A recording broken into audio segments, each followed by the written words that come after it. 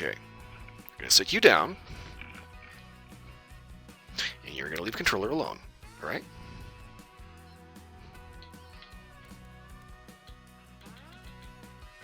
And you're going to get the hell off my screen.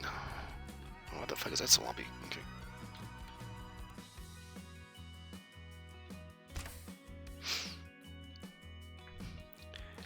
Okay, we're going to hop into... Let's see, we're going to go ahead to hit up Silver Run Forest. If not mistaken. Okay. We should be alright. If not mistaken, this one, I think I had... Was it olives or grapes? But point is, they just recently updated the game with a Grove sprayer. Also, there is going to be a new update to Starfield and a new DLC. So, looking forward to those. No idea when they're going to actually drop, though. I'm kind of hoping that this update that is called Lane something or other, but hopefully this will end up incorporating Play Stores yourself, so I don't have to use a mod for it. Going to be new habs, new ship parts, all kinds of stuff. And there's going to be a new DLC for $10, which features a new robot race. So that's going to be cool.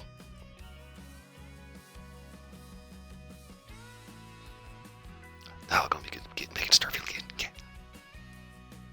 That said, I'm going to need a PNG. Or actually, not really. There's no real reason to use it. Not to use the old PNG. Actually, I'm not entirely sure I can do Starfield. Oh, the Catbird made it. Okay. I'm not entirely sure I can... I'm not entirely sure if I can actually VTube Starfield or not. I imagine I should be able to, considering the fact that my VTuber Av and Starfield are not on the same drive, so that shouldn't cause it. I mean, if I can VTube fucking Cyberpunk.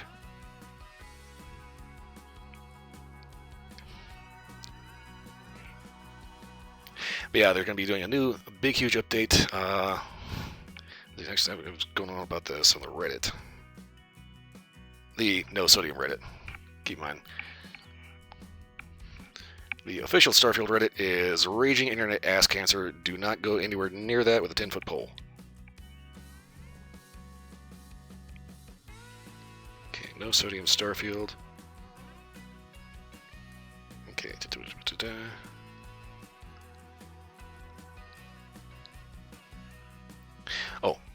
There is a fan favorite character who is like this, like, totally goth chick hanging out outside the gal bank, and everybody wants her on the crew. Now we can finally get her. Okay, somebody put up a picture. A picture had the name of both of these. Okay, here we go.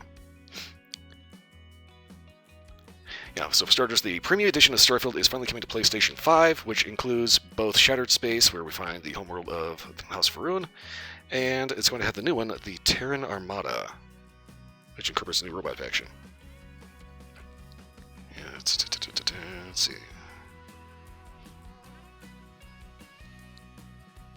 Okay, if this is a screenshot from this update, this robot's rifle is looking pretty badass.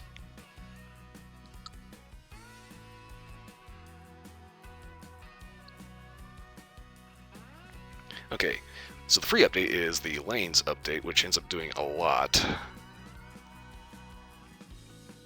See, why am I looking on Reddit for that? I can just go to the fucking Steam.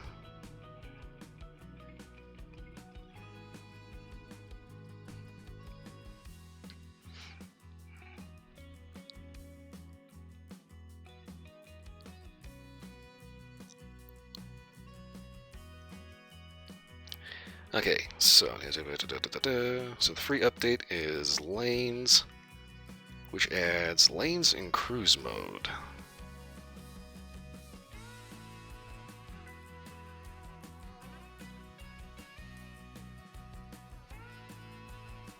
And so there's also, I think, a new mechanic that they're going to be adding, which allows you to construct straight from the actual storage boxes instead of actually having to have everything on you at all times.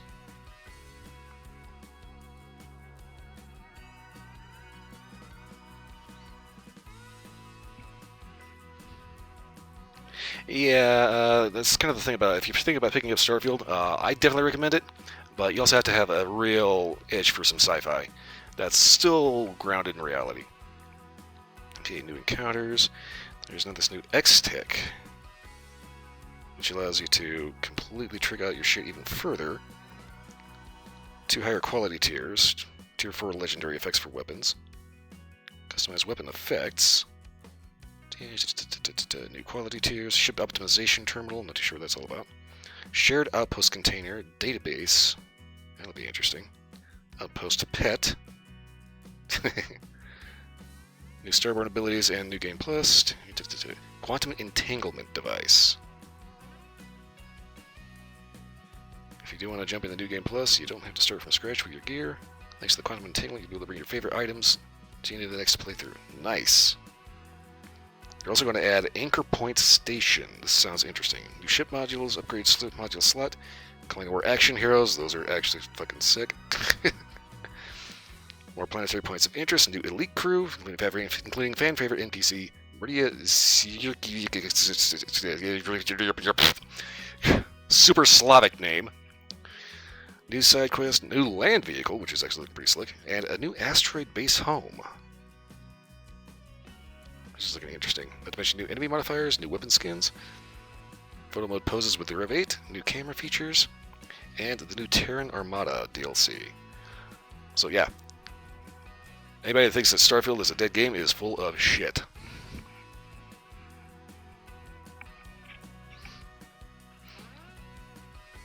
Yeah, this gonna be good.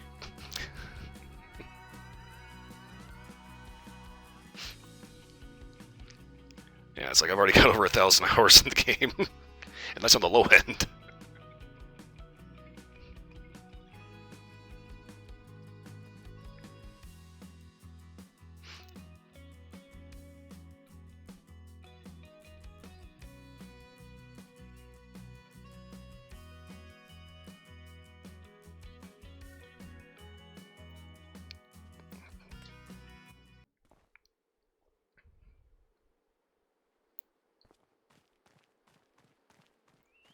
Okay, so I put in the rice patty.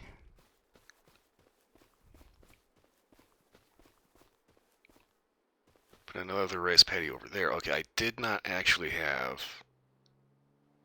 the orchard here, because I started this save over again. Okay.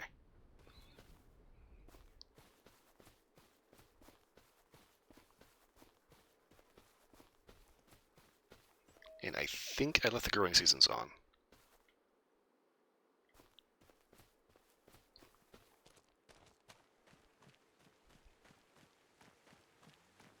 Behold, El Wolf. A very, very bored El Wolf.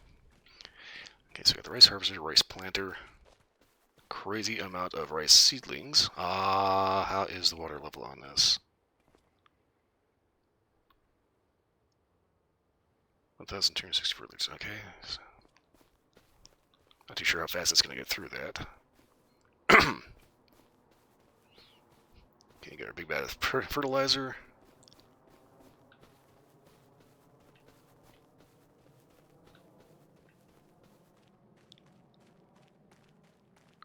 I don't have to tromp around as Claude Hopper anymore. Okay.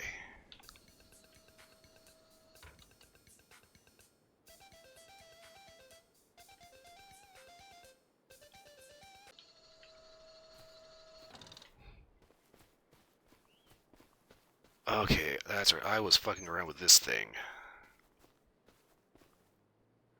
Ooh. Did I buy you or did I rent you?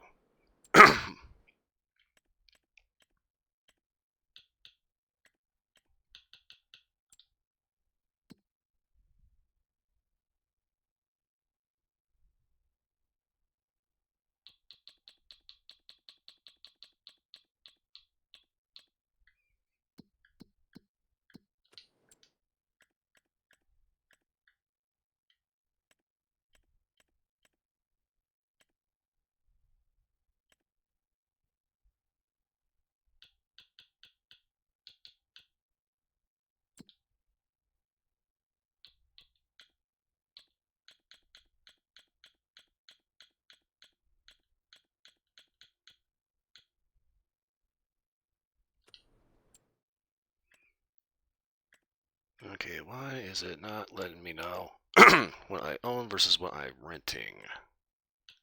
It should under vehicles. Okay, leasing cost, that'll tell me. Okay, that's what I thought. I am leasing this thing. Okay, so I think I was just trying this out.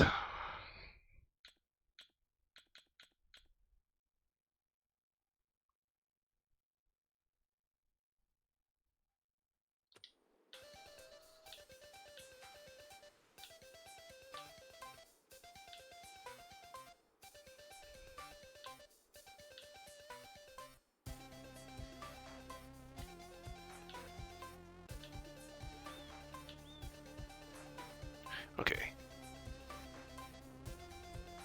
Okay, so I actually own this thing. Okay, so I got a couple of launch poles. I don't have a production point down here, do I? I do.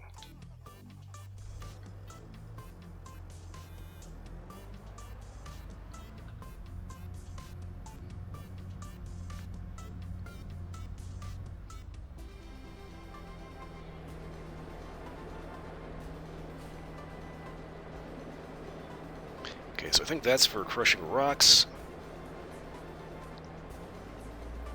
This may be a modded point.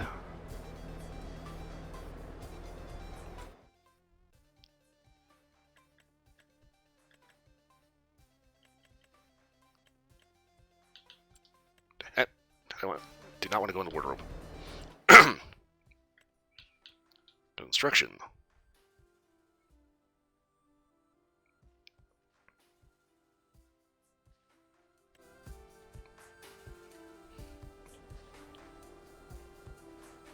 Okay, so that's the framer.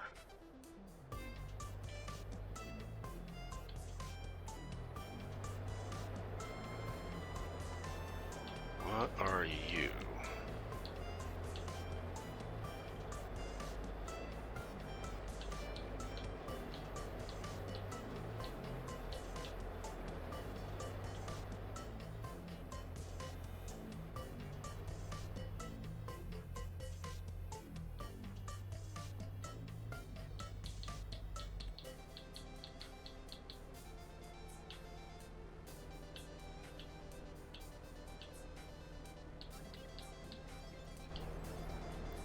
I honestly don't remember if these are a mod or not.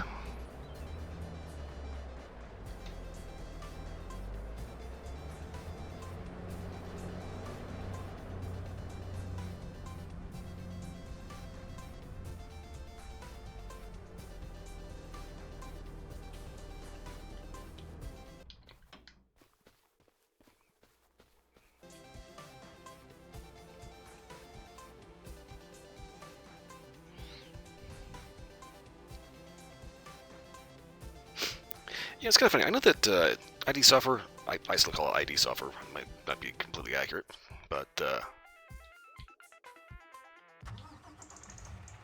oddly enough, I actually still consider them to be their own thing.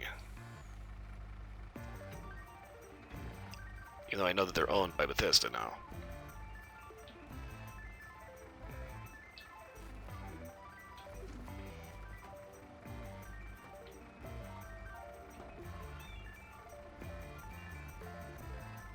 Okay.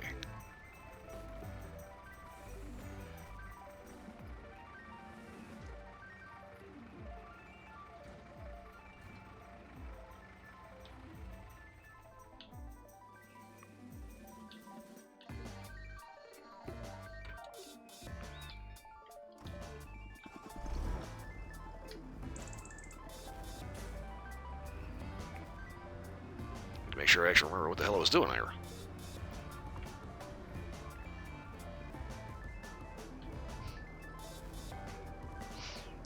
Okay, so I was doing some hardcore logging here. This tractor is actually specifically designed for logging.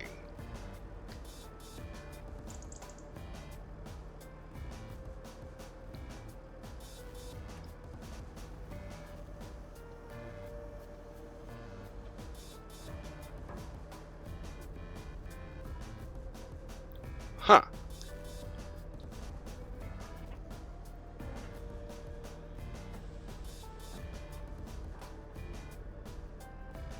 Smashy, smashy panties, okay? I say, how you are, alright.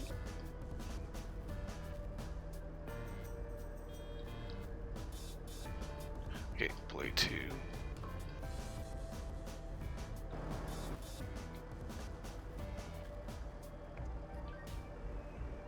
Okay, drop that a little bit down and use this as a shover.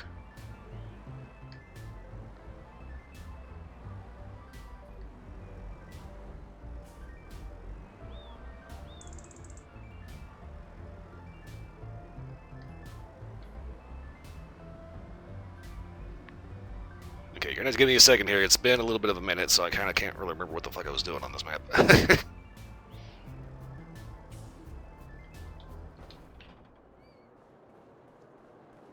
Okay, storage is empty. You are building easels and picture frames.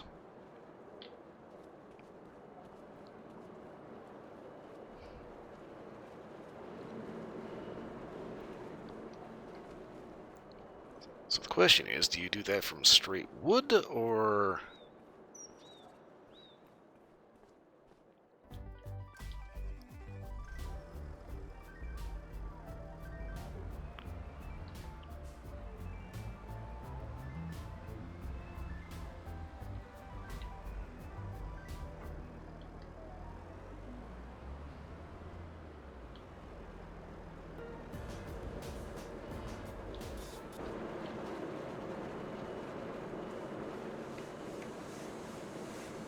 Okay, I think they are working with long planks, so they need to actually have, like the lodgepole pines, just take the whole tree, stick it into the cell point.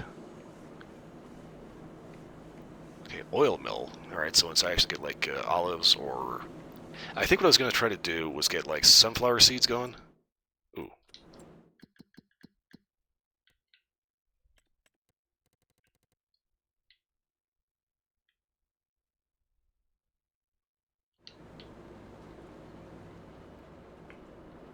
Okay, grain mill. Okay, grain mill, oil mill. You are... I believe this is a rock crusher. Cement factory, okay.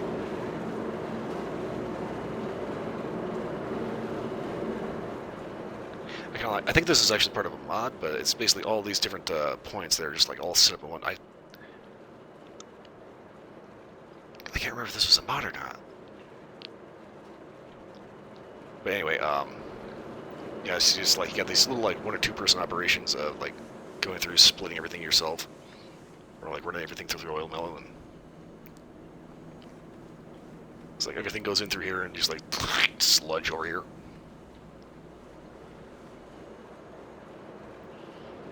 Okay, so I think these guys work with long planks, so I just basically need to let this thing do its thing over that one.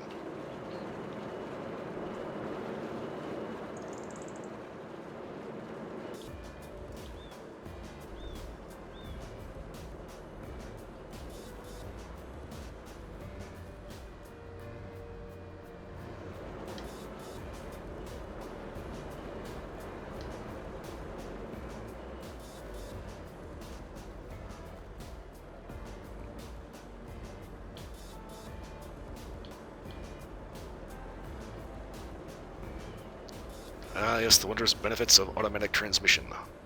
I was remember when I was in high school, we had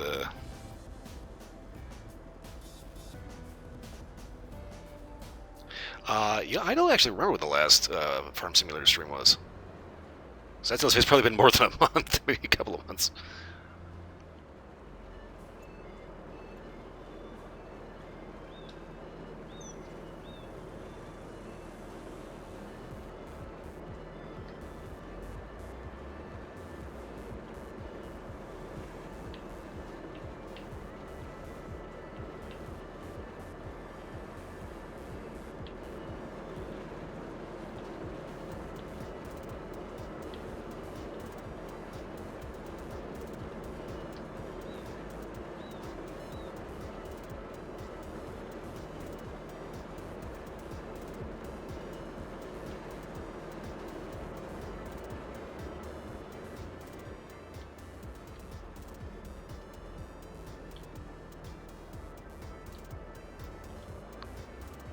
It's like the worst jouster in history.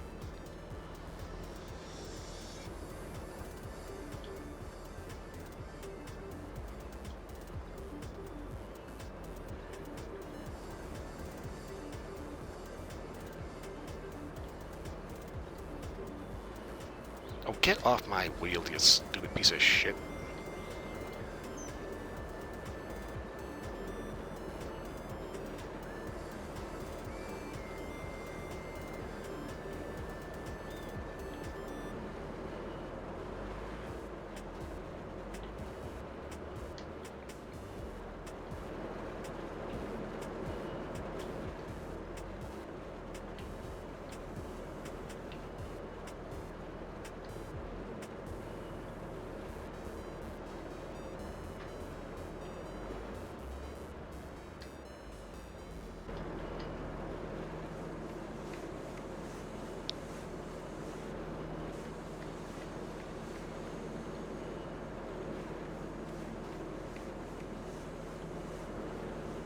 Okay, this actually may be at capacity.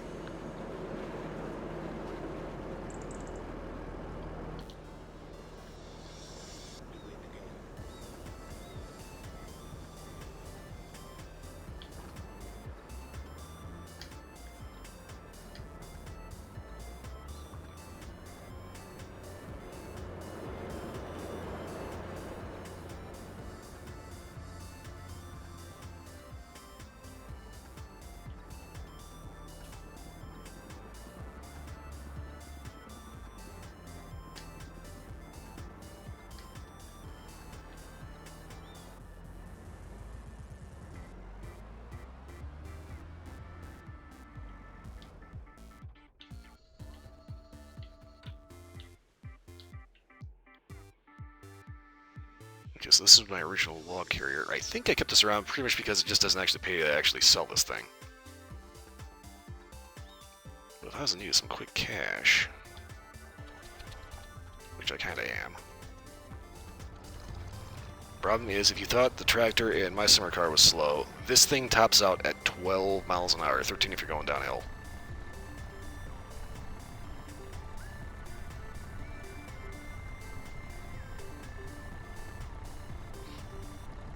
Yep, you can literally get out and run faster.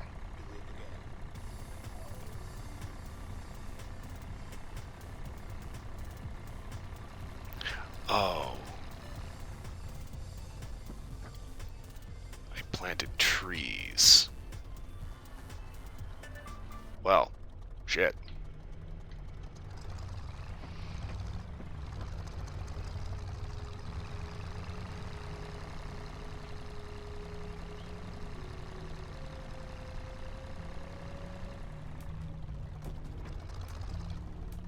Oh yeah, I remember that one. Okay. Okay, so this is actually a really cool trailer. It's size adjustable, and you can put any kind of shipping container on there, and it'll actually clamp onto it. So you don't have to worry about using tie-down straps on it.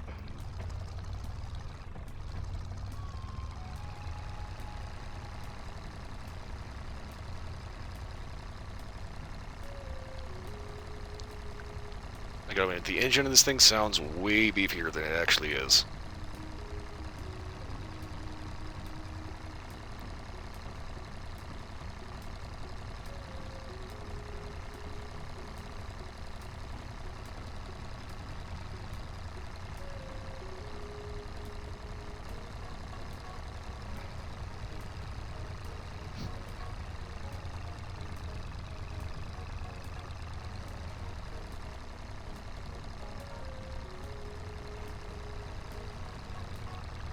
This is what I love about this game. I can play with a controller,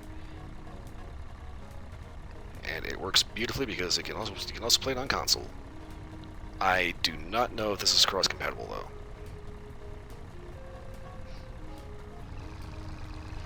I don't think it is.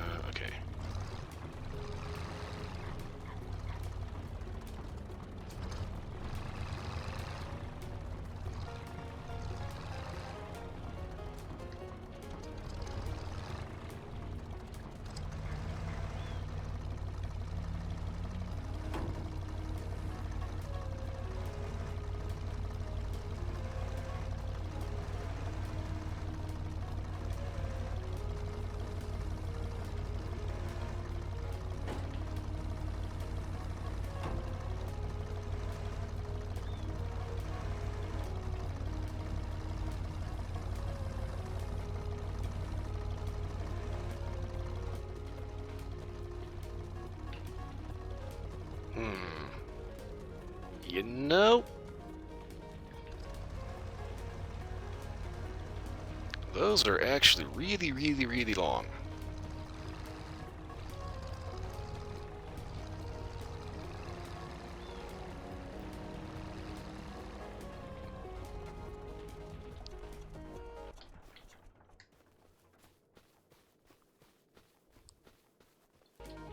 As long as I was fucking around with this thing.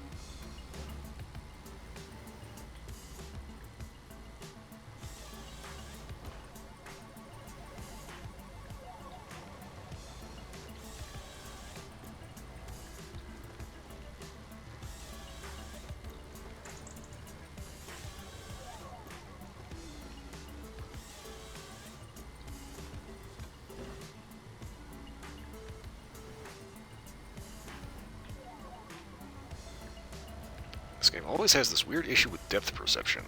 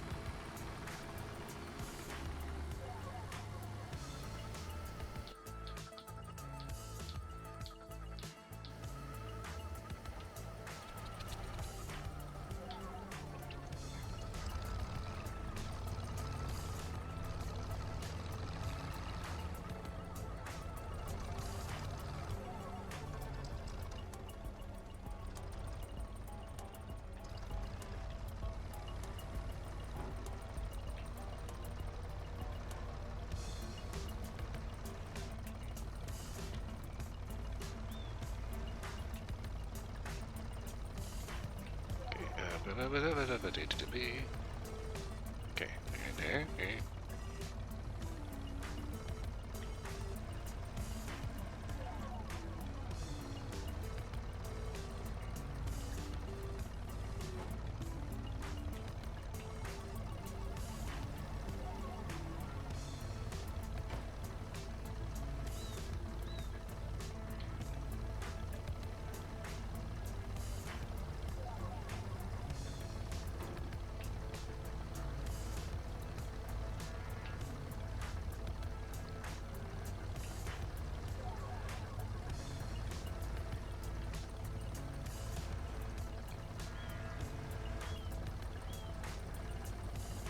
Ah.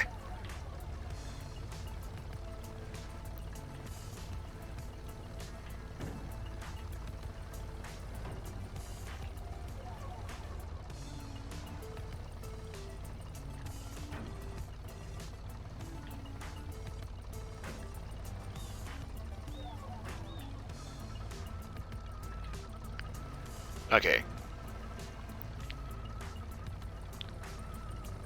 Idea.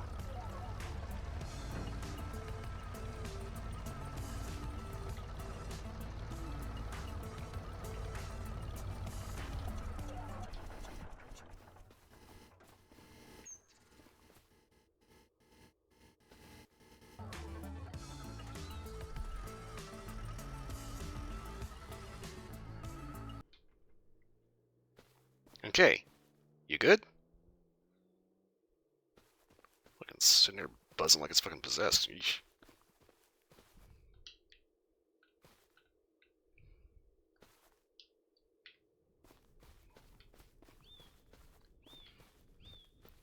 Okay, light weights we can just go ahead and grab.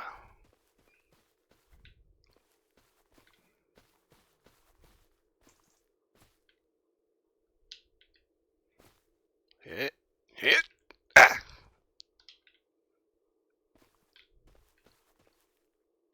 Okay, what the fuck?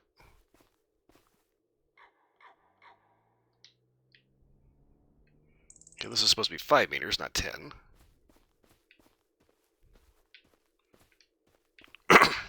Ah, stuck.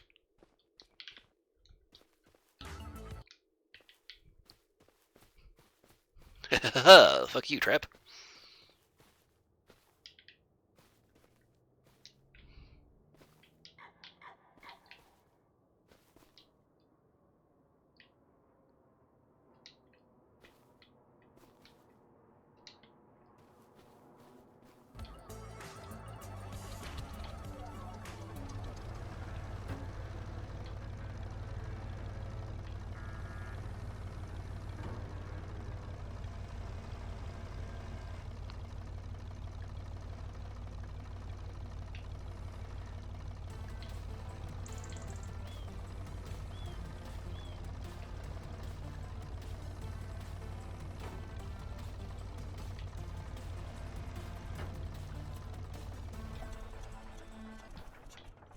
Okay, we'll just go ahead and strap those in there so I don't end up going into physics fuckery mode instead.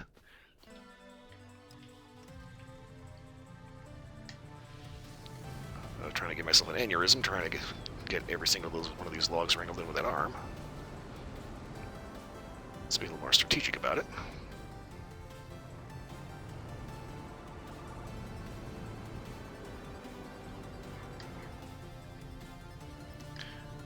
So they just updated the game and they added a new telehandler, and I believe they also finally added a grove sprayer. Not that I can afford or even have use for any of those right now. Throat, please.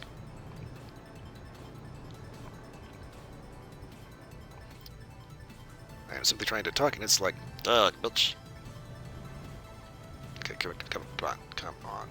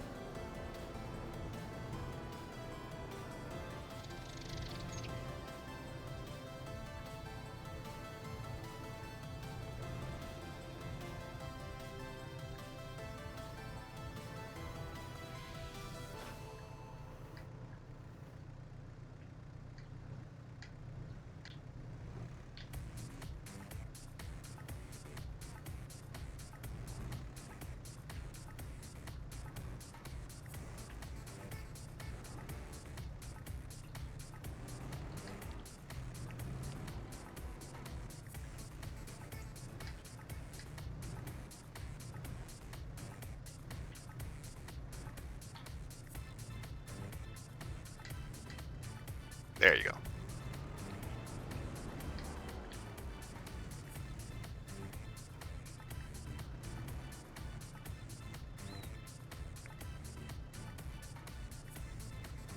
Oh, yeah, the crazy high price. That roller crane loader right there.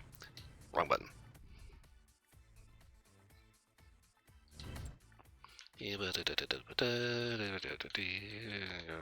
All the way down to loggery.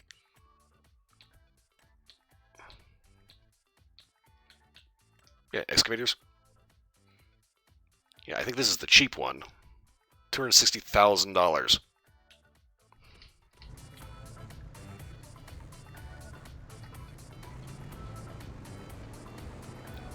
At least it's not as bad as like some of the cars in Forza, because those got hit by Bidenomics like way hard.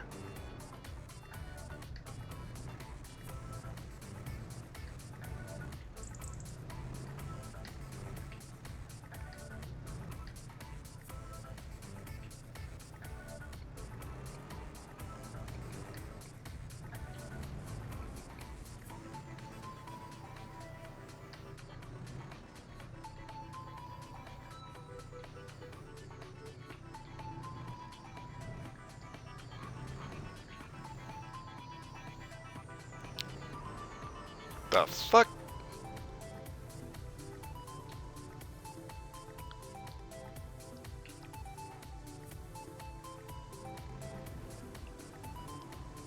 I swear this game has physics, but it does not like to follow its own fucking rules.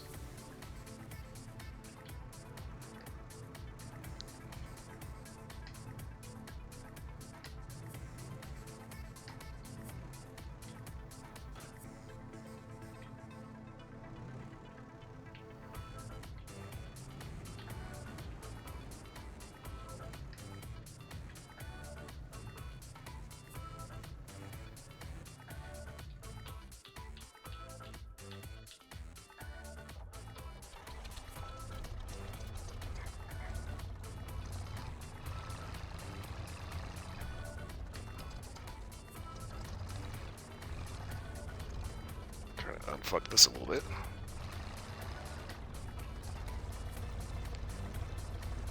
And retrieve our little lost lamb. Down.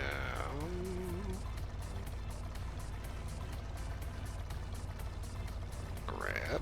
Up.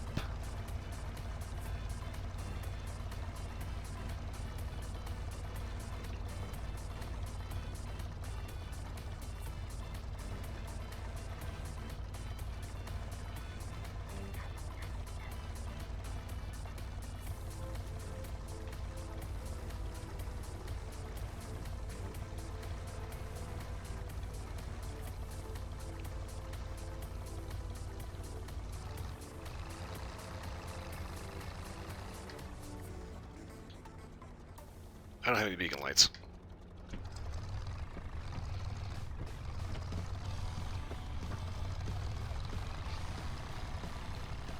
Okay, I think I have to take this up to the old mill to sell these.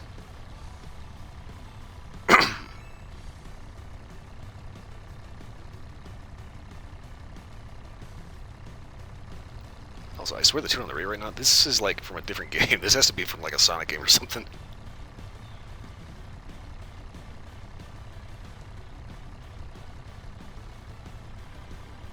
That's the kind of thing about it. Farms are not cheap, but if you get a good one that starts proving to be worth the effort, it's basically a license to print money. If I was going to sell these there, I kind of can't, because this is basically just the train station. Try not to hit the fucking thing.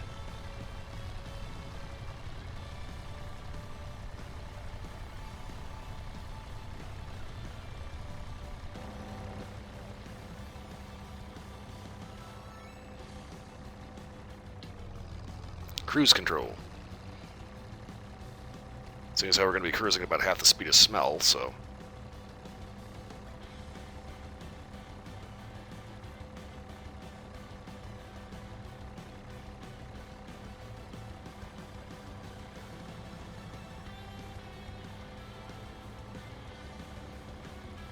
Yeah, 12 miles an hour. We are going to piss everyone off. Even the mailman.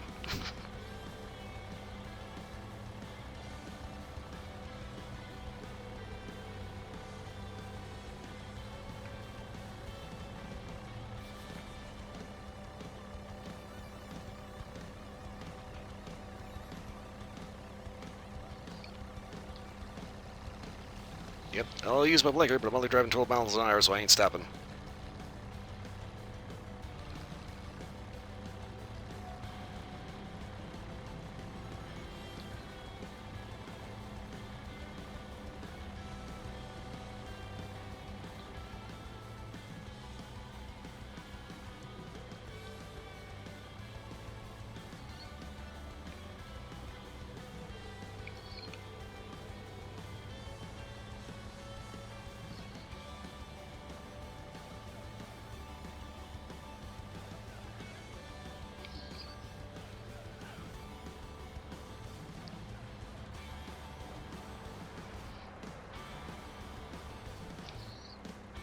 Overseeing technology, huh?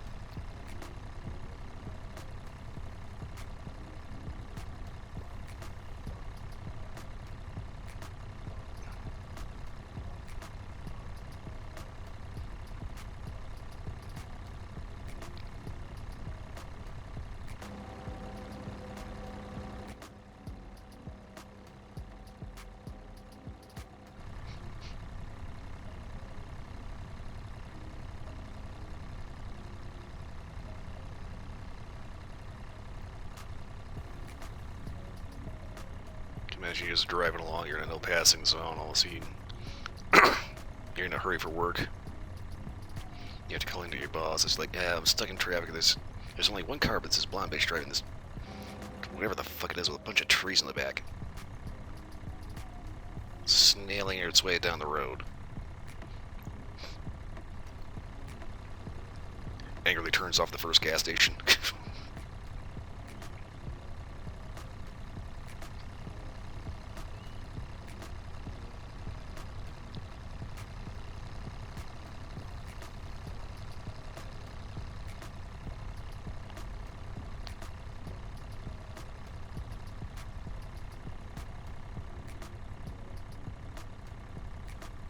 What the fuck is that?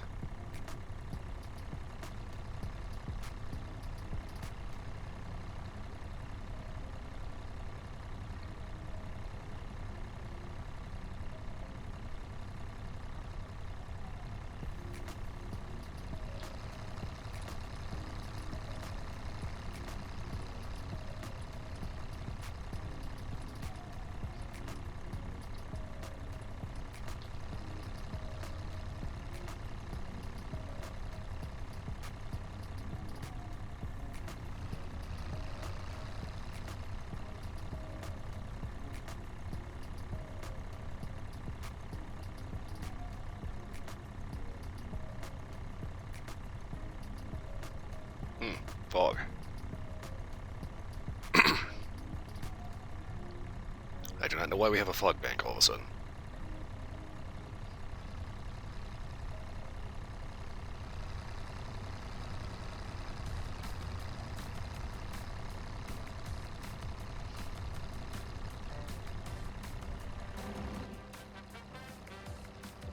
Oh, similar to my summer car, this is one of those games where the train is trying to kill you.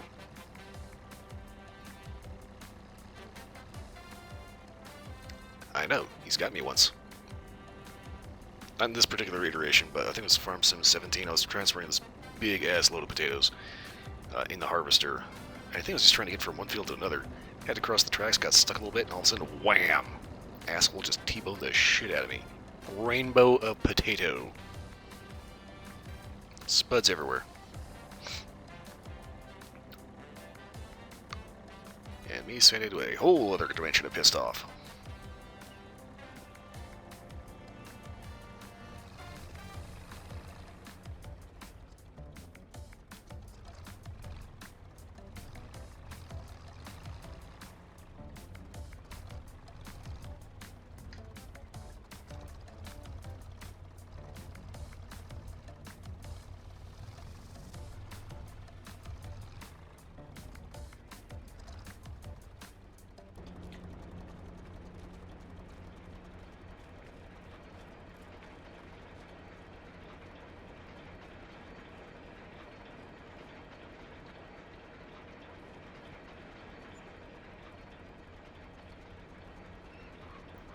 $8,520 of sold wood.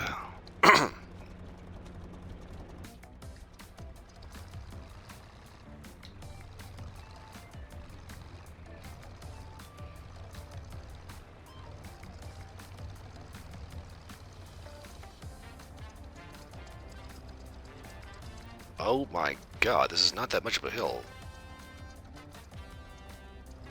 Move, you motherfucker.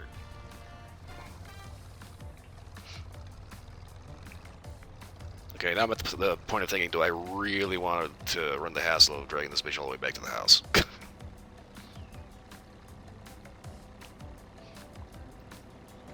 Okay, we're walking.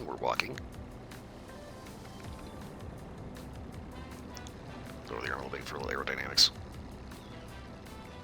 There's a well change yet.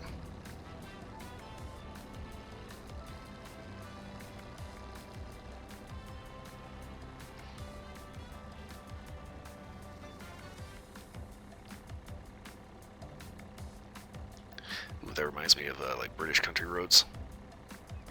One lane, both ways. As in, if somebody's coming the other way, one of you is getting off the side of the road.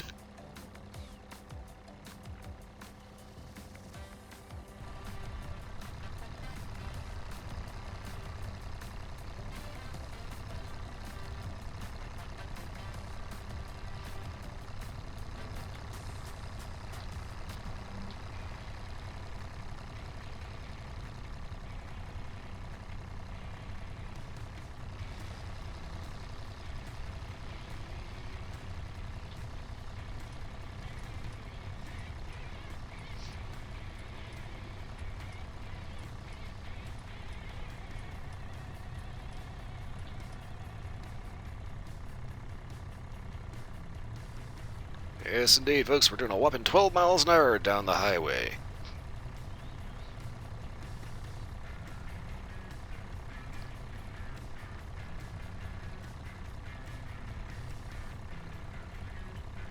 Oh, you know, I don't think we have any rearview mirrors.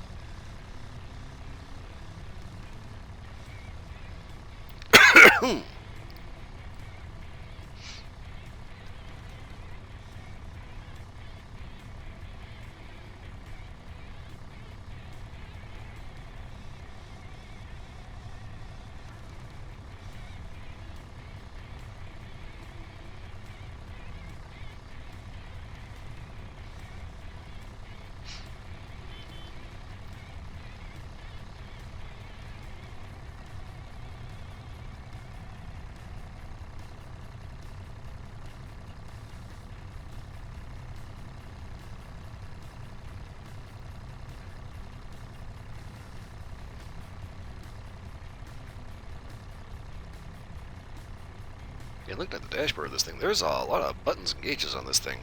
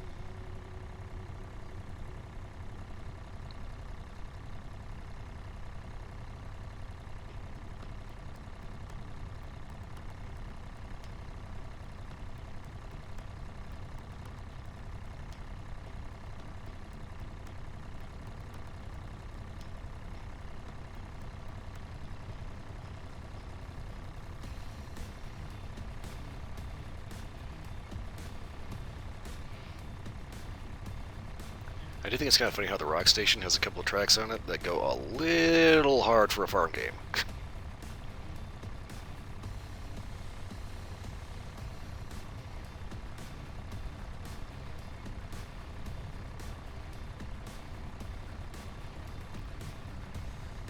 Ooh, this dude's getting busy.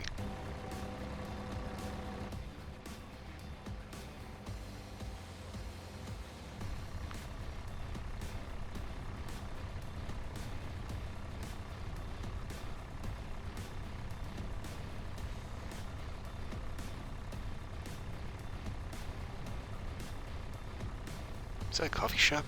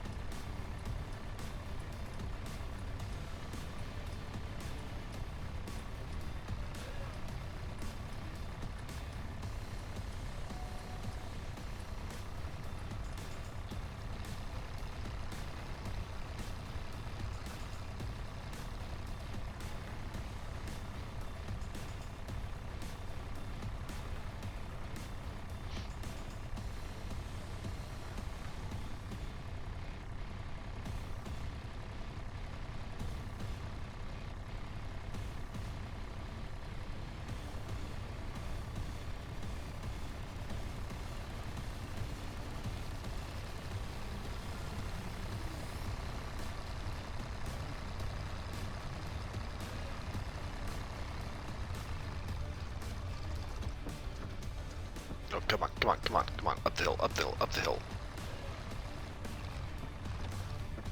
Okay, remind me never to break this thing out unless I have an absolute emergency.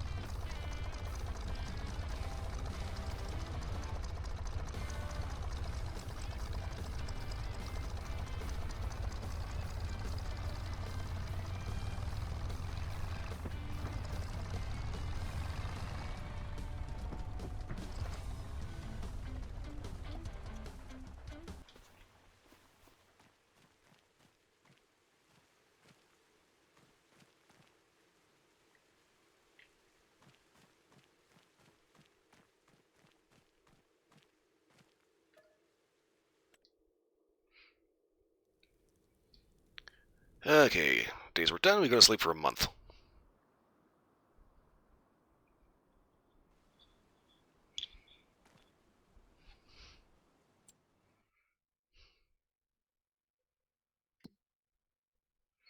Okay, March.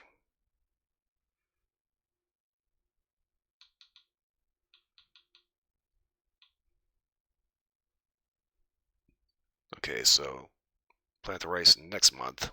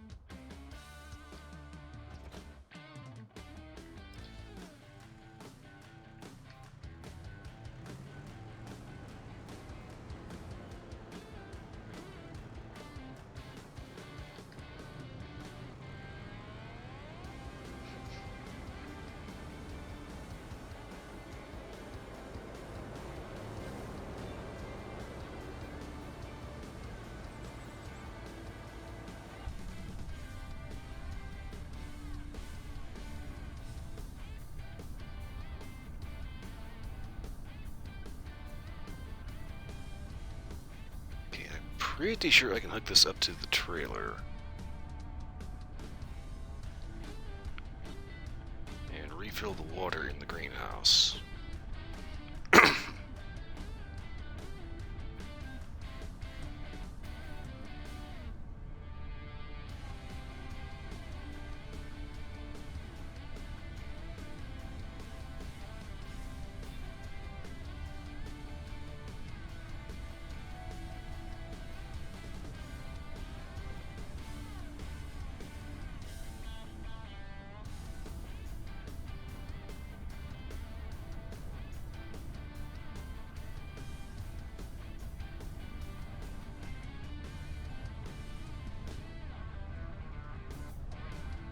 Ooh, shit, white.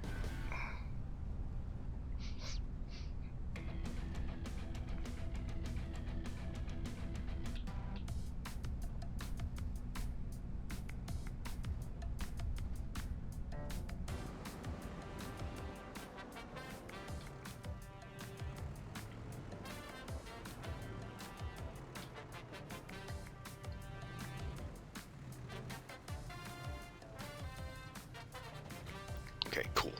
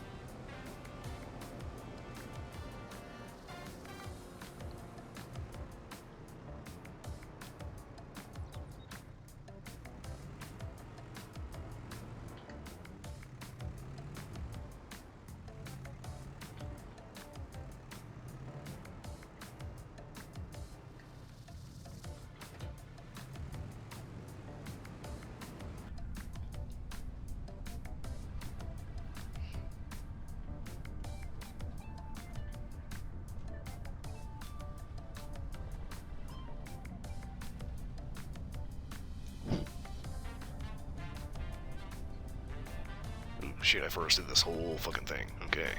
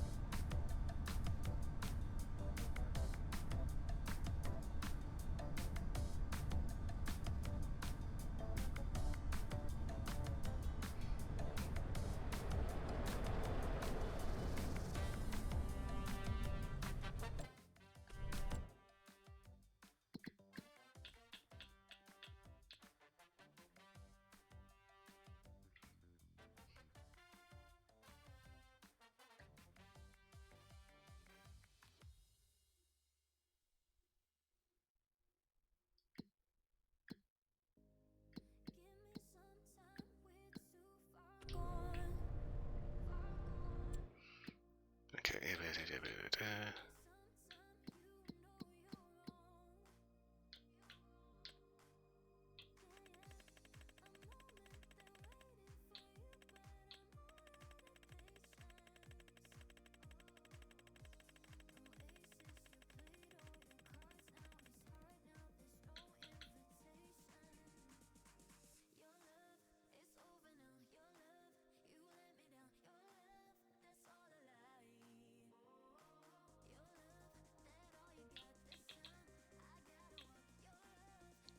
Okay, old sawmill is paying bang for it, and the price is going up. I'd say the wood turners.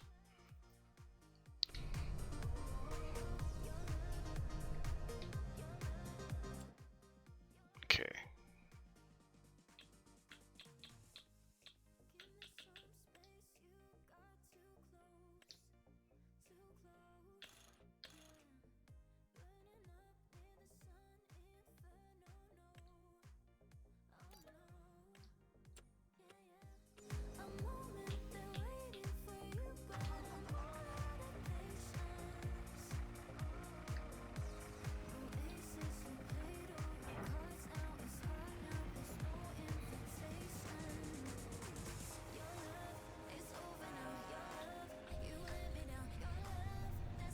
Big ass Mack truck.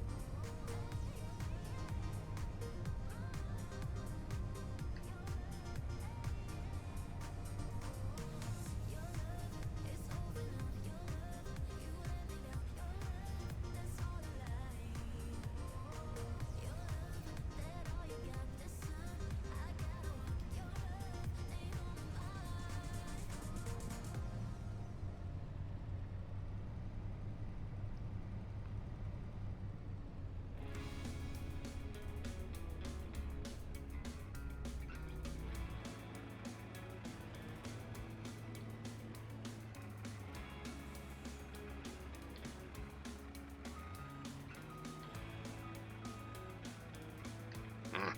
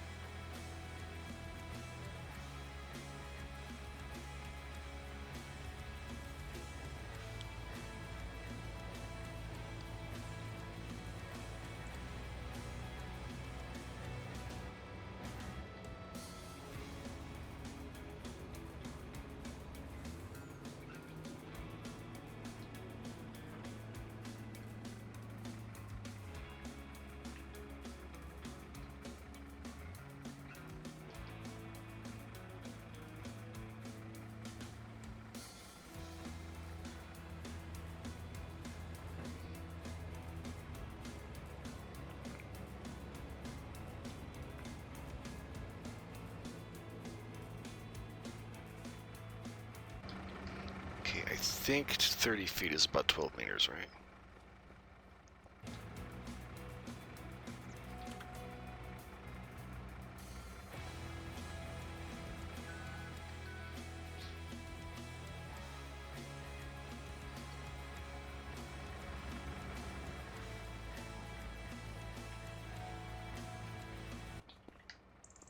Okay, where are the doors? Okay, over here. Alright.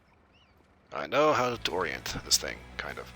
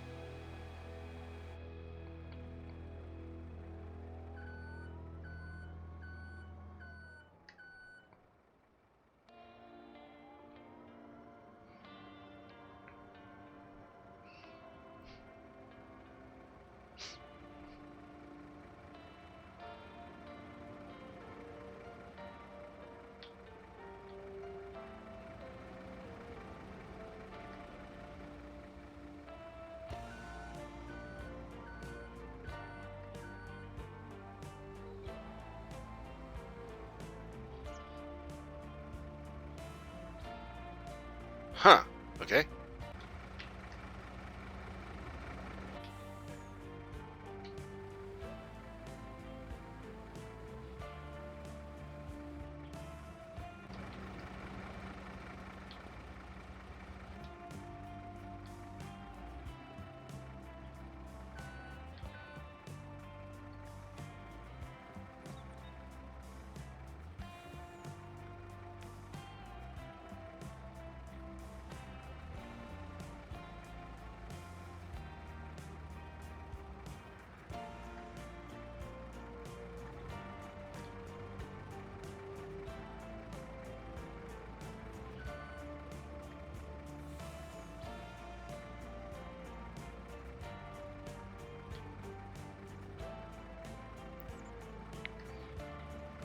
Trying to remember if this just snaps when we set it down.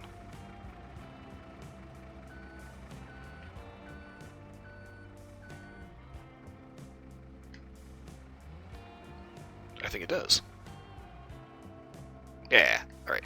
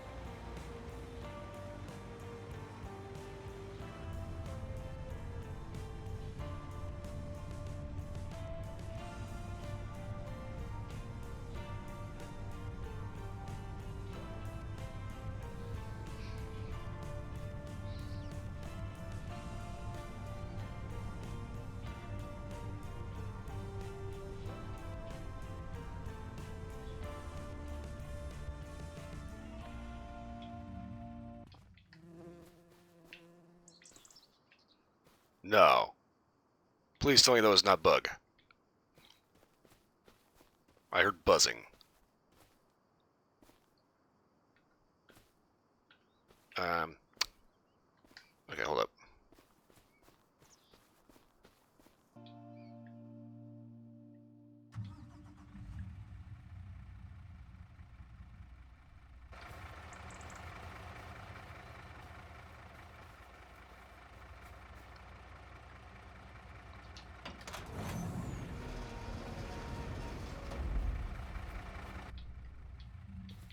Don't know if I actually need that on or not.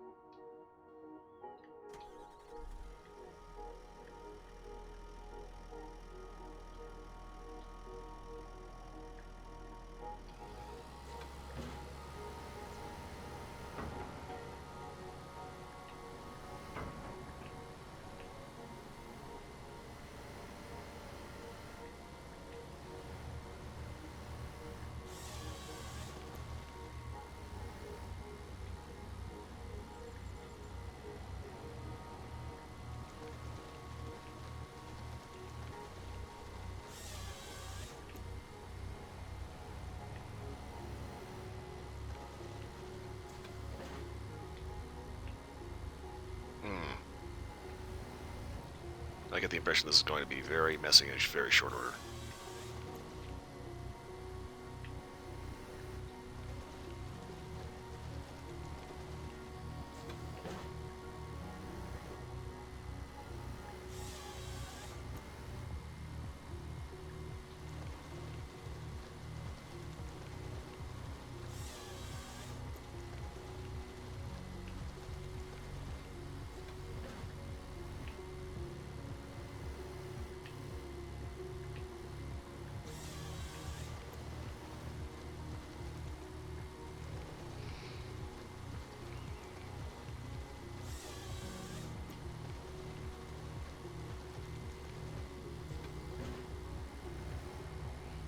Okay, current plan, money, right? So, I'm thinking, just go ahead and get these processed. Alright, what the fuck is going on here?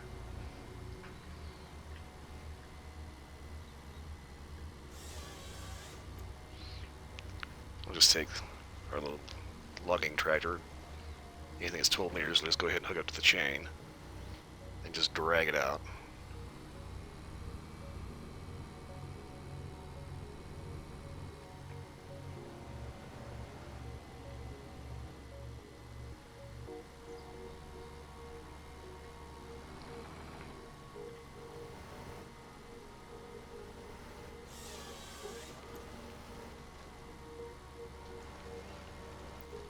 I'm thinking we are definitely going to have to not use this thing because it's just too big, too expensive, and I really do not need this thing.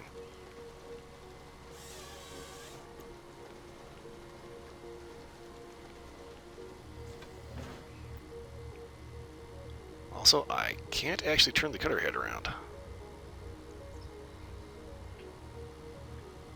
Like, the only thing I can do with this is just process stuff that's already on the ground.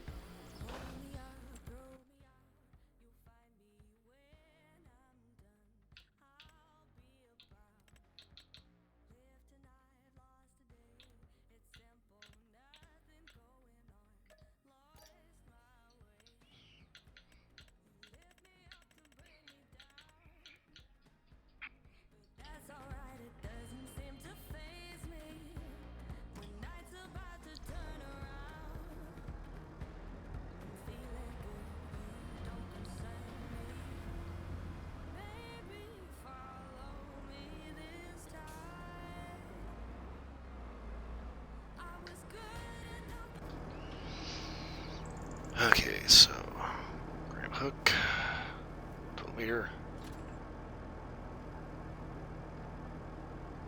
12 meter.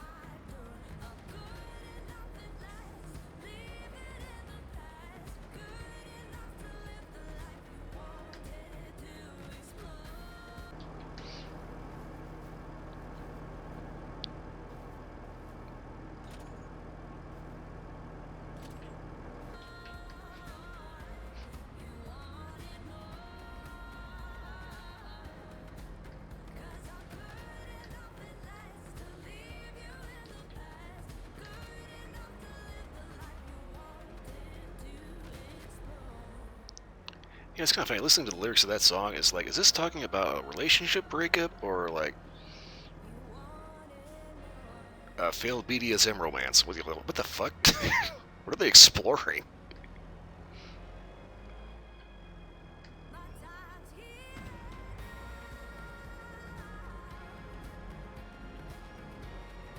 Okay, I think it's actually going to be a better idea to come in from the back and shove those forward.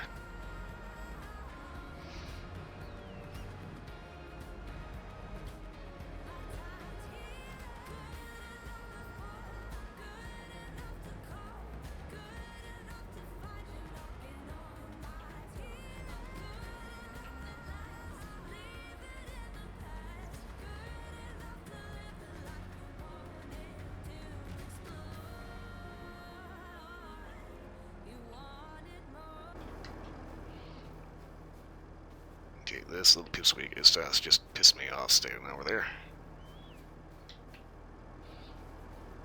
We're in the trash pile. Eh, eh, eh, eh. Uh-huh. Huh. Okay.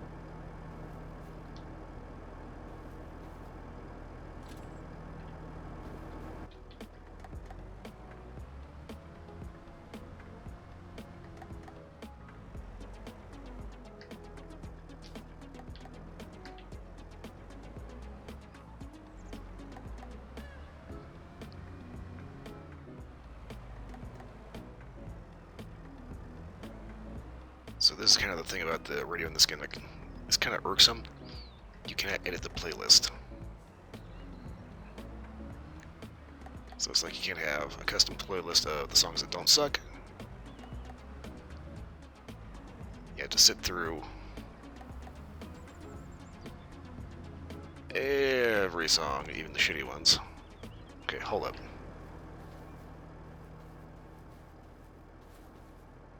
Huh, okay. Exactly 12 meters.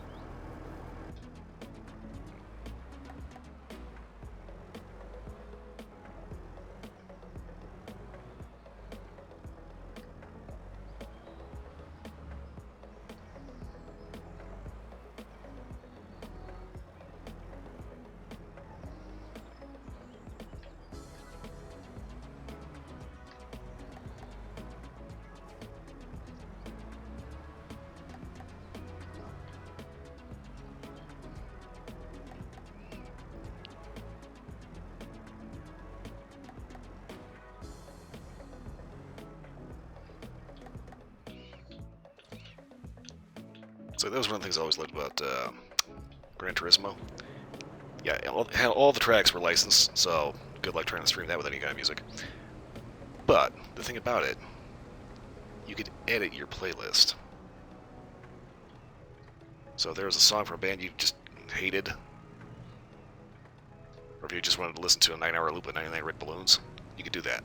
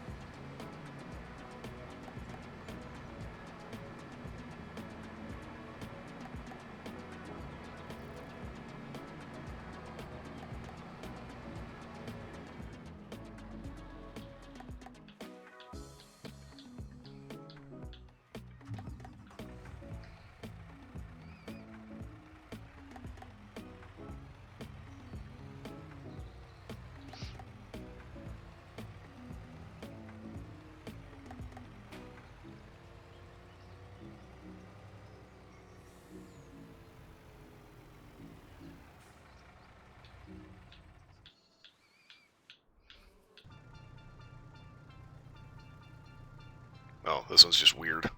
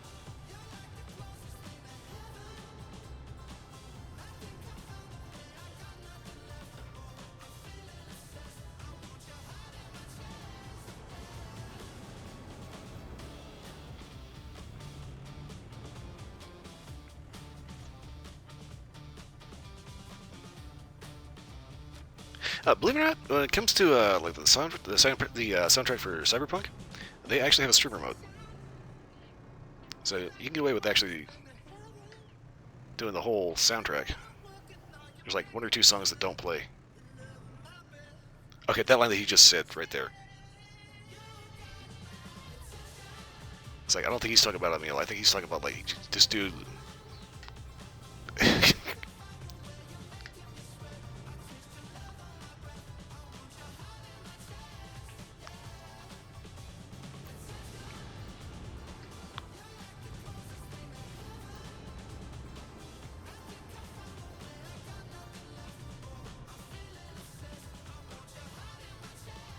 It sounds like one of those songs that plays in one of those bars that doesn't allow women. If you know what I mean.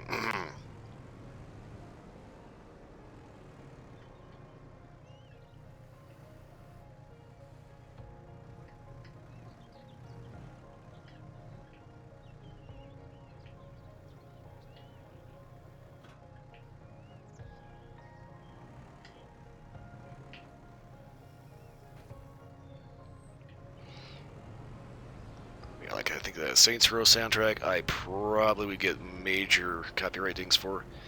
Cyberpunk, on the other hand, you can shut off the copyrighted music.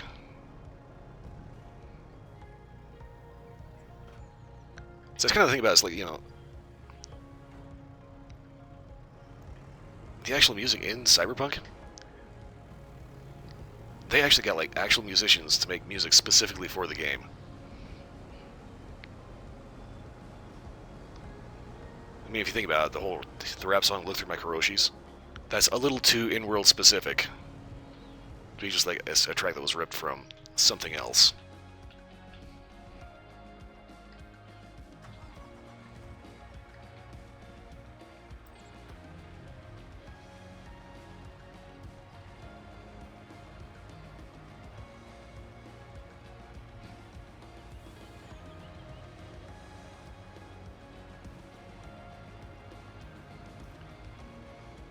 And then the whole track "Never Fade Away." Again, a little too specific to the theme of the game.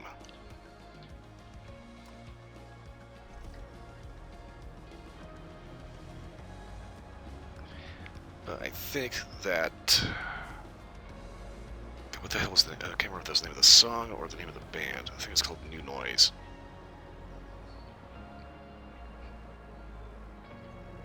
Basically, if you remember the old original Doom 2016 trailer, where it's got a Doom guy walking down the hall and it's got that song playing, Those guys are the guys that did Never Fade Away, if I'm not mistaken.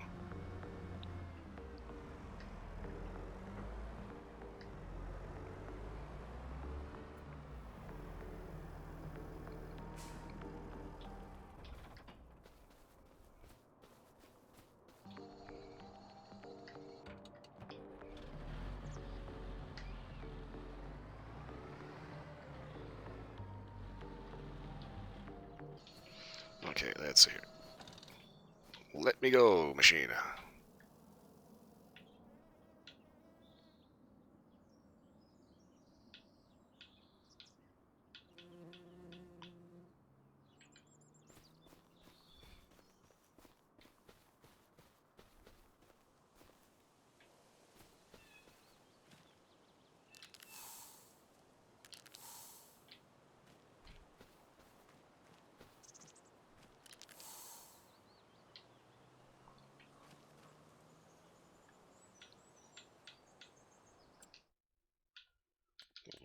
Piece of shit. Empty spray can.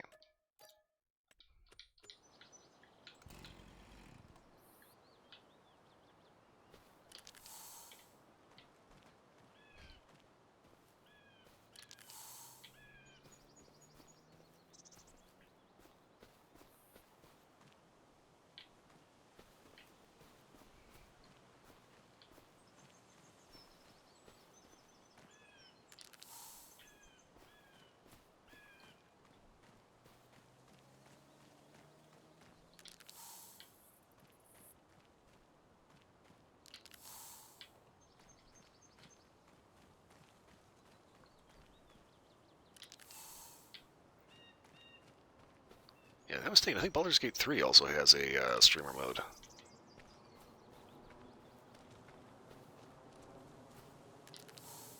Basically make sure that everybody's actually still wearing underwear in camp.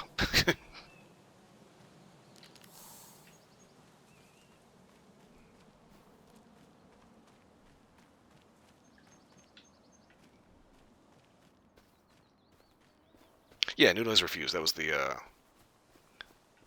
Yeah, Refused was the name of the band, right?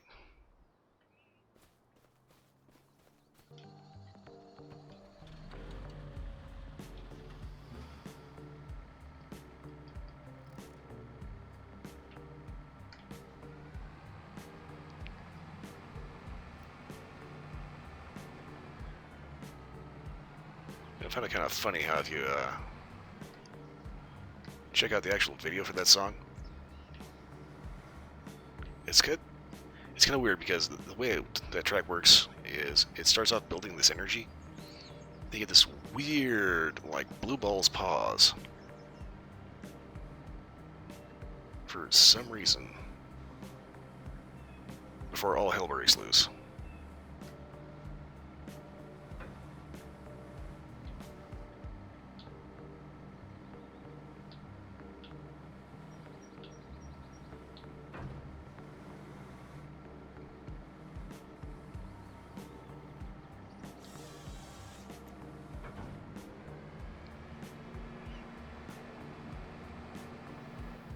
Ah!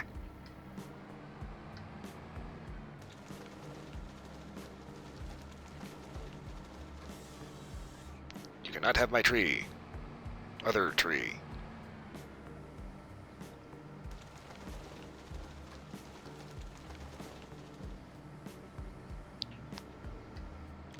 Something I thought was kind of cool was that there's two versions of Never Fade Away. There's the original, like Johnny Silverhand one, but then there's a slower sung one that I usually see like the video for, and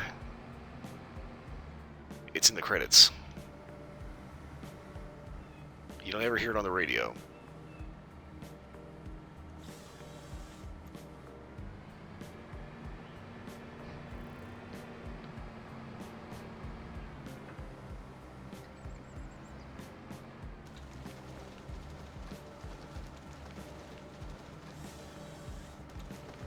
It's a long-ass tree.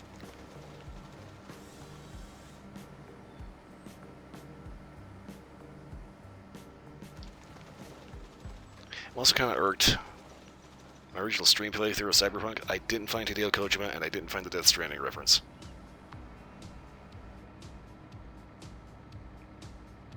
Okay, refuses to sign him, okay.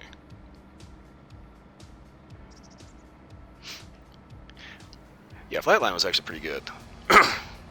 It's kind of funny, it's like if I'm playing just casually and just like driving around the city and that song comes on, it never fails, I always end up driving a little more chaotically.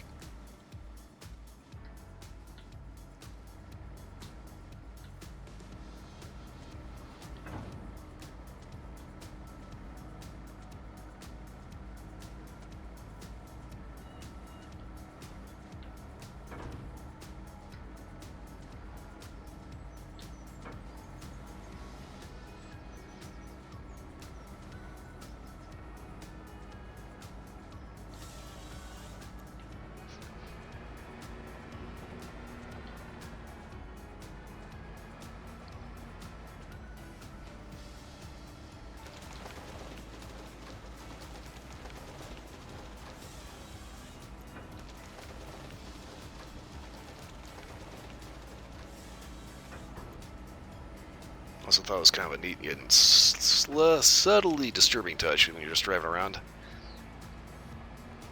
After the last update for Cyberpunk, it's the last one or the second to last one. You'll be just driving around, you'll look, just turn your head, and you just see Johnny just like casually sitting there, chilling.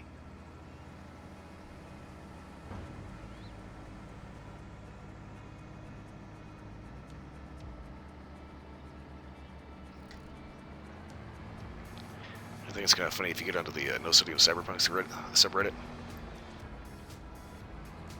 It's like there's this goofy subcanon where V and Johnny are like best buds, but like in the worst way possible.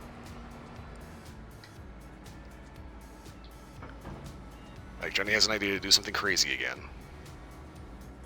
and he's just like, "Fuck it, I'm in."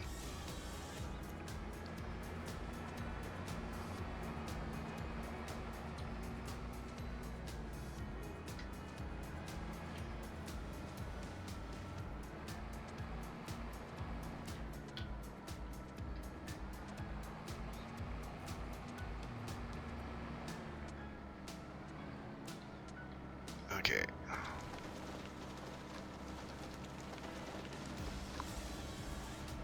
Tree is determined to be a pain in the ass.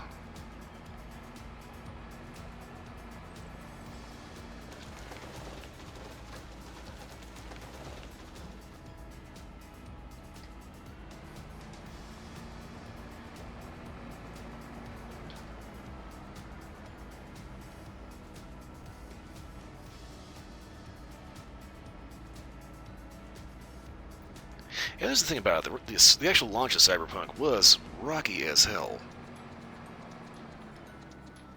It's kind of one of those things, I hate to say it, that it shouldn't have come out on Xbox. And it definitely did need another year in the cook tank,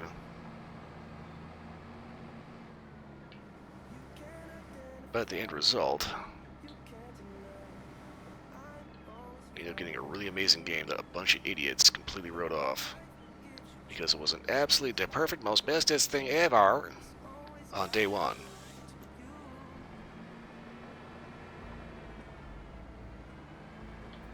Oh, God.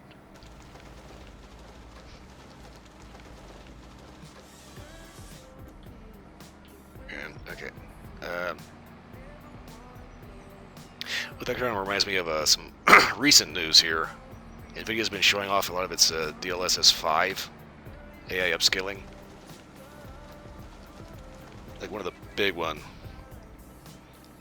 was they're bringing DLSS 5 to Resident Evil 9. And oh my god, nobody asked for this. Everybody hates this.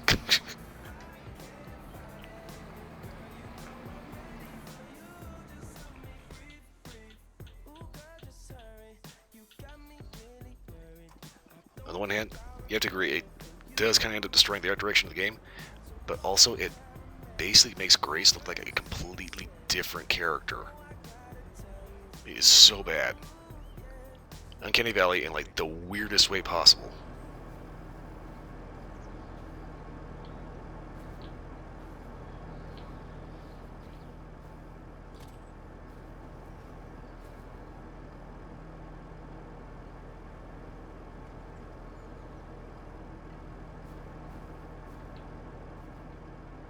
Ah.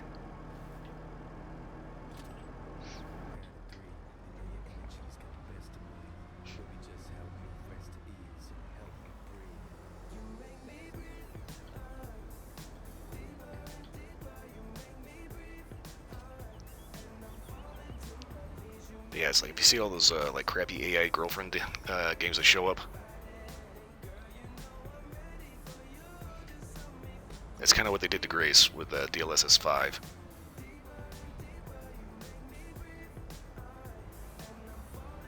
And it's like, I'm going to agree with that. You know, it's like, we did not ask for this. Like, Capcom found out with Monster Hunter Wild when you have, like, NVIDIA come in and the Corpos want to push the latest and greatest of their technology nobody fucking asked for.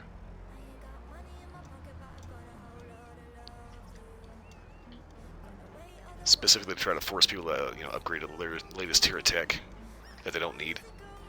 You know, you end up getting all this other shit that make it completely unplayable for anyone, you know, not rocking the latest and greatest and most, you know, bleeding edge tech.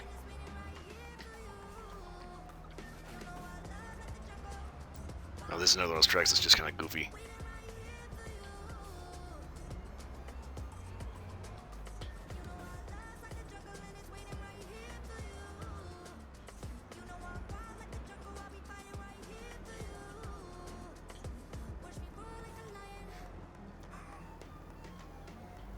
Yeah, it's like she says, roar like a lion, but all she does is just like quietly belch into the mic and, you know, show off that she has jalapeno breath.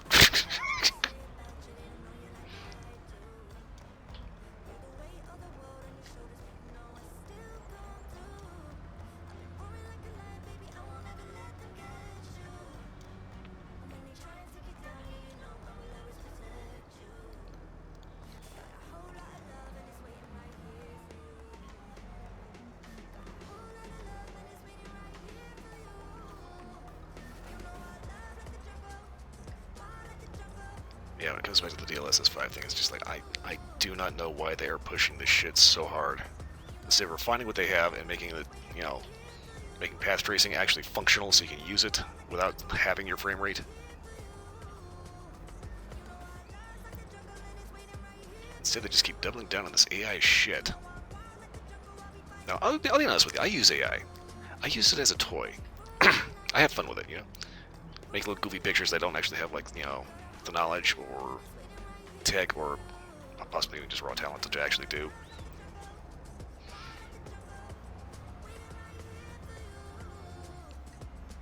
There's a thing that Suno, it allows you to make little AI songs for your own amusement.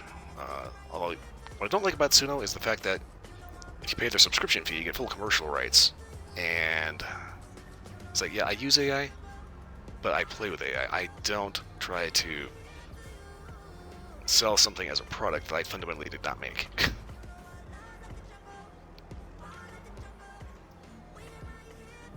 It's like, is the AI a tool? Yeah. It's useful for like rapid prototyping. It's like you got an idea in your head that you maybe don't have enough time to sketch out. Okay, this right here is probably the best track on this particular channel.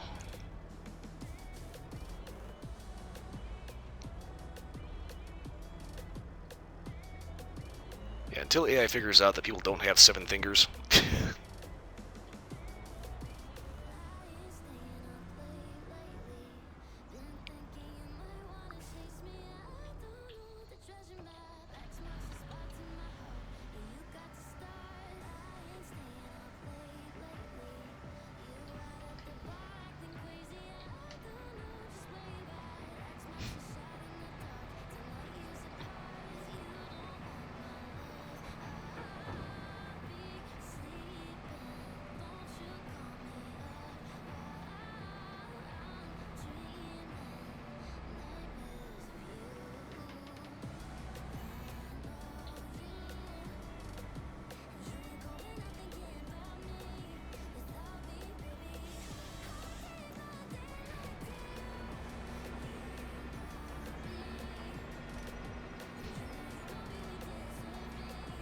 Let's go ahead and yank that bitch right out the woods.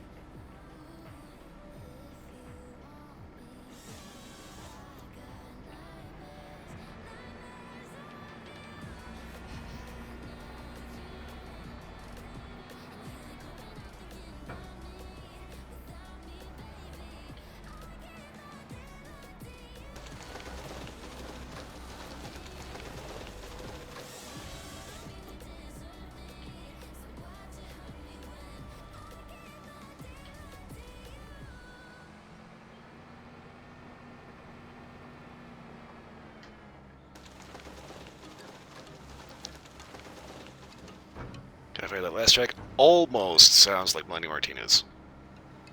Almost.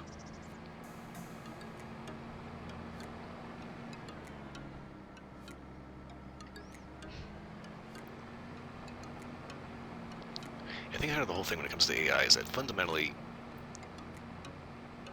it's really not your creation, it's the AI's creation. But also, the AI is never actually going to be able to legitimately create anything particularly new. The reason why, AI is trained on things that already exist. Which is why so many AI-generated images tend to look the same.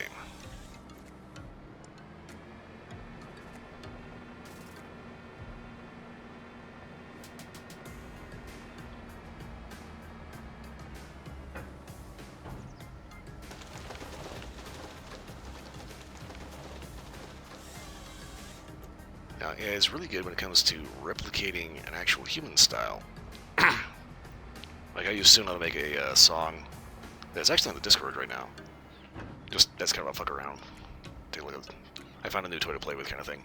And it kind of almost sounds like it'd be right at home in Devil May Cry.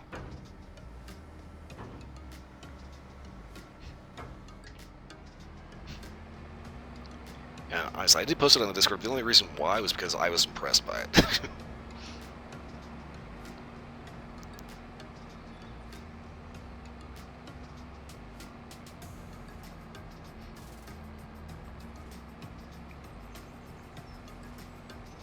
But then you get into, like, you know, Call of Duty and how they're charging people money for AI-generated banners and other things without telling people that.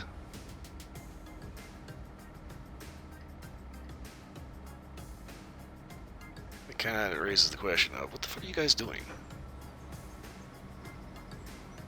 You know, it's like you lay off half your art staff so you can get a zombie Santa Claus with 7 fingers and a thumb.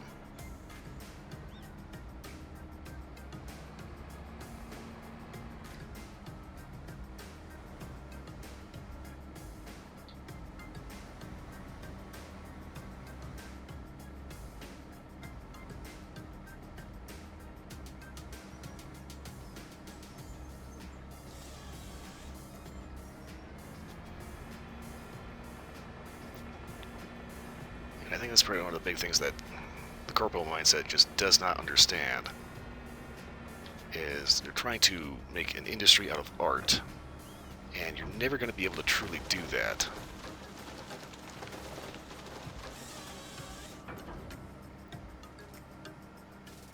Because art is something that fundamentally has something to say.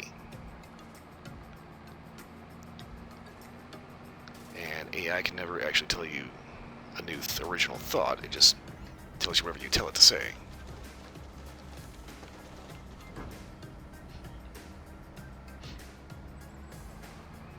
And it gives you its best guess on what it thinks you mean.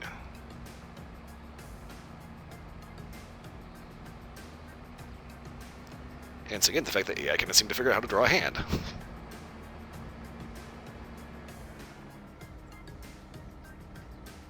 Oh yeah, I think it was the Actman and Endymion. Something. The guy's got this fucking weird ass name. One of the more I want to say popular gaming news channels. I think even Young pointed that out. That yeah, they were caught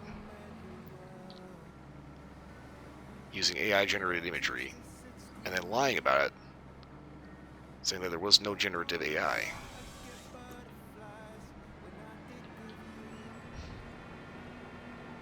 Like, personally, I don't mind if you use AI, as long as you tell people that it's there. Like, My Summer Car. They have AI-generated music tracks, because it's a small team. They don't have enough for, you know, enough resources to actually, you know, make a radio station full of songs, you know. So as long as you disclose that, is this going to be... And even then, you don't actually have to use those.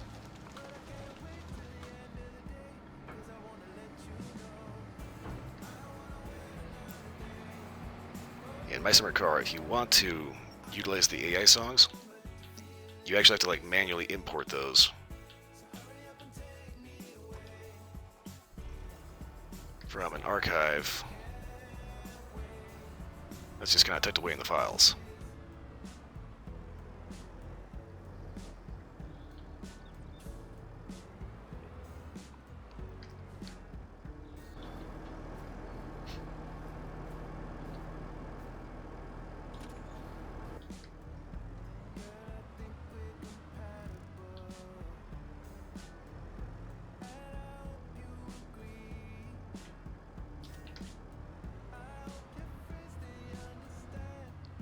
I think it's probably one of the best uses for AI is when you're like a smaller studio or something like that and you maybe don't have the resources for putting something that you want into like a game. So it's like as long as you're disclosing that that's there and give people the option to maybe not have that.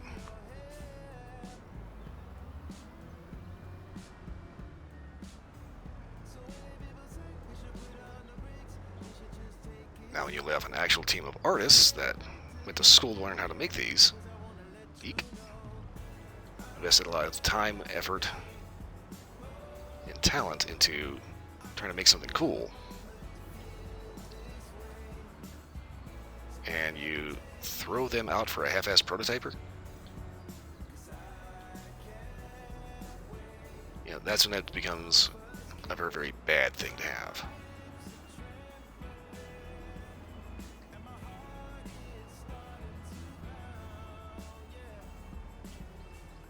That's probably one of my biggest gripes with AI, actually, is the fact that it never really gets the artistic vision right. So, like, for instance, coming back to the whole DLSS 5 thing, when they, you know, upscaled Grace, and it looked like one of those bad AI chatbots that keeps trying to get you to fuck it.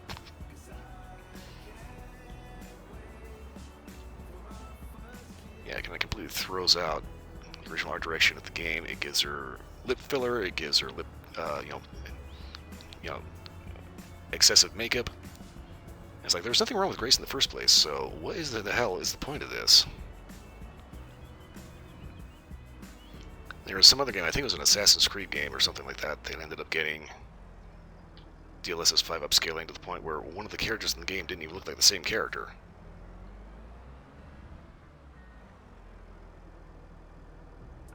Yeah, there's some people that if you say AI, they're not even going to touch it, just on principle, and you know that's.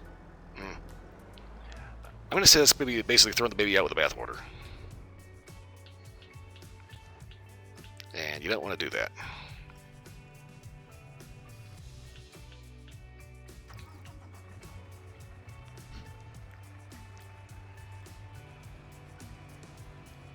You know, it's like if you do it the right way, AI can be a very interesting, useful tool. Problem is, you know that there's going to be a lot of people out there that are not going to do it the right way. Especially if they're Chinese.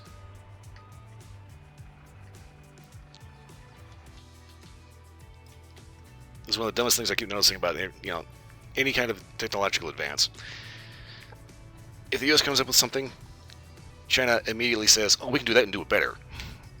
Anything you can do, I can do better. And they end up, you know, basically just copying our homework, basically. And providing a really, really half-assed, fake-ass product. Or in some cases, end up diving head first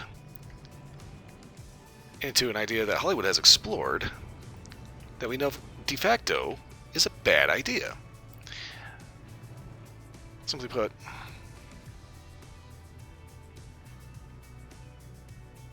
China has decided to utilize robots, humanoid robots, to patrol its borders. All I gotta say is I hope these things are not armed.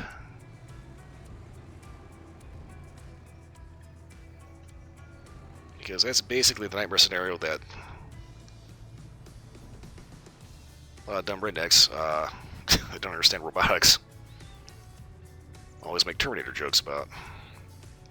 But at the same time, it's like we've seen, in movies, demonstrating how, yeah, an armed robot that maybe doesn't particularly like humans too much, either A, decides to go to war with all of humanity, or B, turn humanity into batteries. That's a Matrix reference.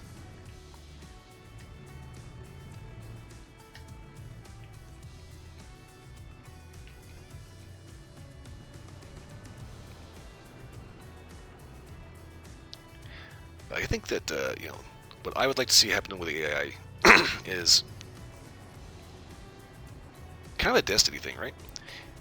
In Destiny, there is a player race called the Exo, which is basically an AI that had that one algorithm that sparked true sentience. But instead of immediately wanting to kill all humans, they wanted to just be people. And they ended up becoming their own race.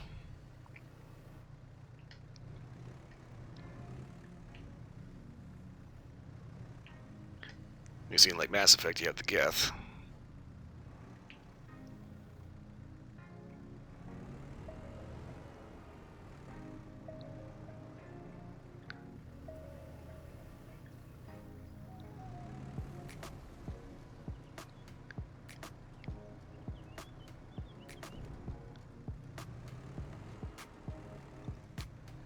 Geth were made. Started asking if they were alive. The Quarians freak out and immediately try to kill all of them. Yeah, I guess it's kind of one of those things that, all things in moderation, right?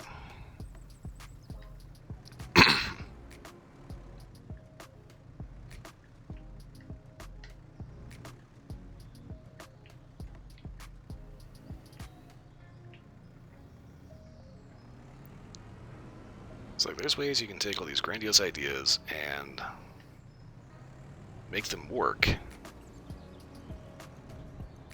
and not have reality turn into Resident Evil.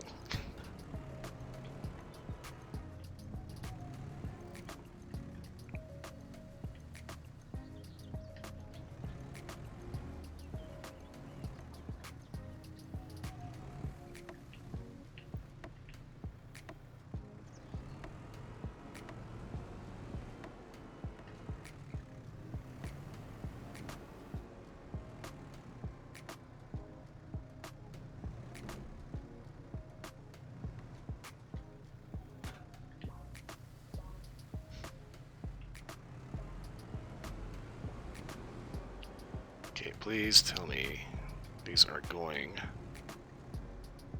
to work and fill this up. Then I don't have to cut another tree down for one load.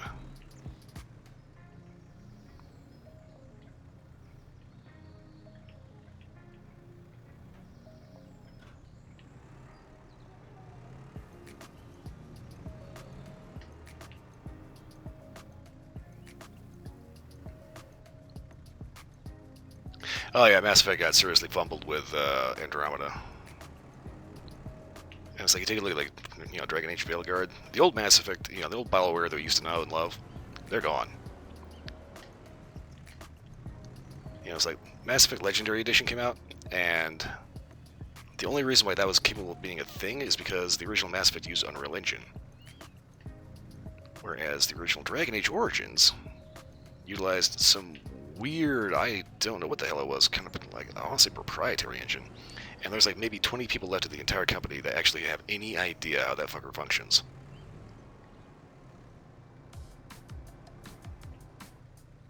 Okay.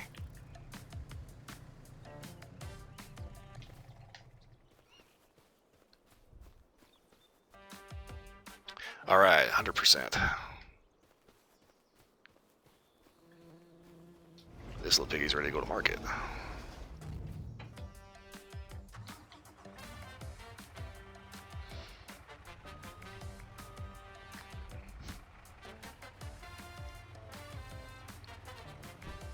Yeah, if you're ever hanging out in chat and you see Dulgan pop up, I believe that he is actually still irked that Andromeda got fumbled so bad that they canceled everything they had planned for it.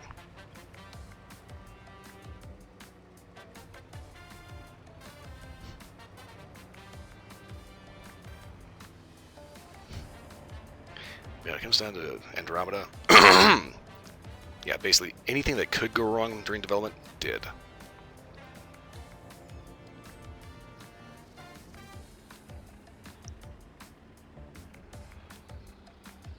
See, I don't recall if I can sell this trailer off here or if I have to go up to the other one.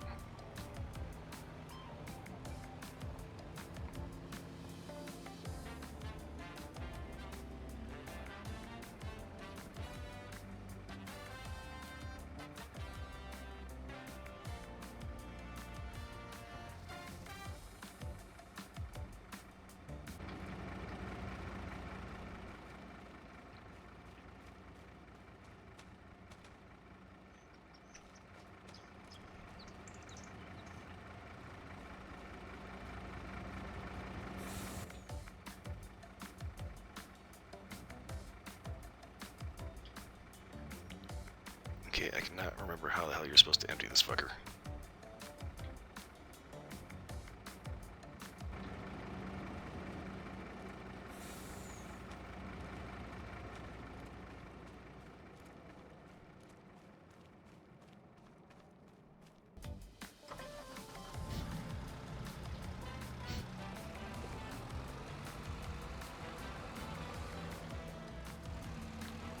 Yeah, it comes to Dragon Age. Eggman actually put out a very good video telling exactly how Dragon Age Veilguard got so fucked up. Excuse me, goddamn.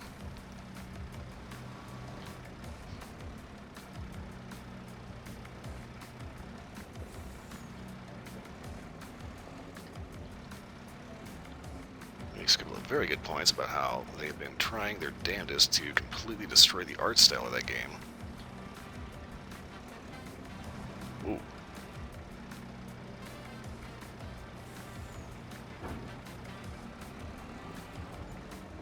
Alright, there we go. 194,021 bucks.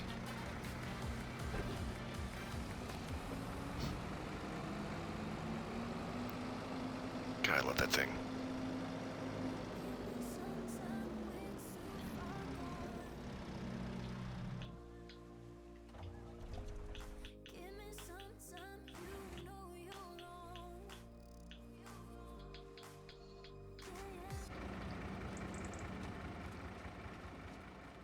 Make sure I actually got this parked in the right spot.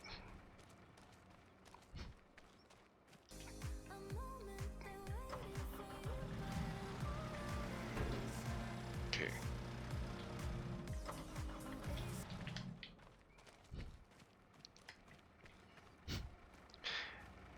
Yeah, it's like, if you take a look at Dragon Age Origins, the marketing they had for that game was spot fucking on. The original trailer had a fucking Marilyn Manson song in it. Buckets of blood. Interesting character designs. Veilguard, on the other hand, for some reason they decided to advertise it like a hero shooter, and I do not know why the hell they decided to do that.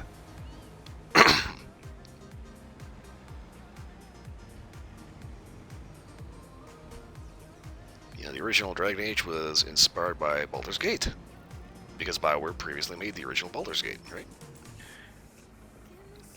So Wizards of the Coast wanted to do something kind of fucky-wucky, and they're just like, nah, we're not doing this. So they went off and they made their own game, new game world, new game lore.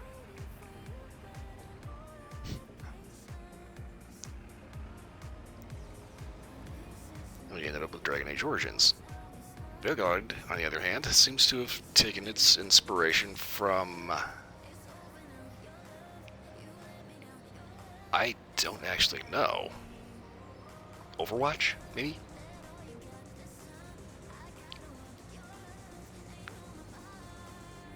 It's like they have these just no-name characters that you don't give a shit about because they have to tell you that they're a mage, or that they're a mage hunter, or whatever the fuck a veil jumper is.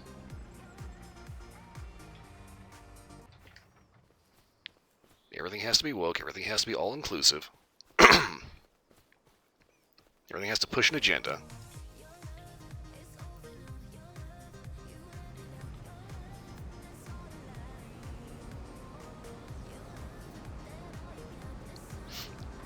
Yeah, AbelK got a lot of attention for some very, very not good reasons.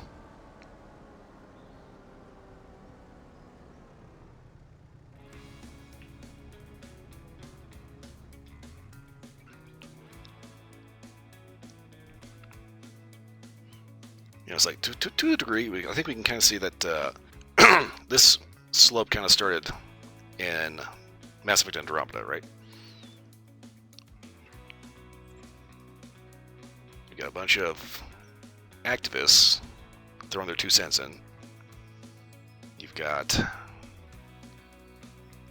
different studios within the company fighting, going back and forth on things, rewriting certain segments, remaking completely different things. Oh shit, I need to get...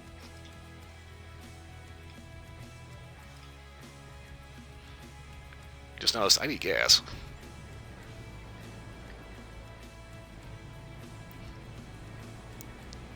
At least when it comes to Andromeda, they didn't do like George Broussard when the development of Duke Nukem Forever and changing engines several times.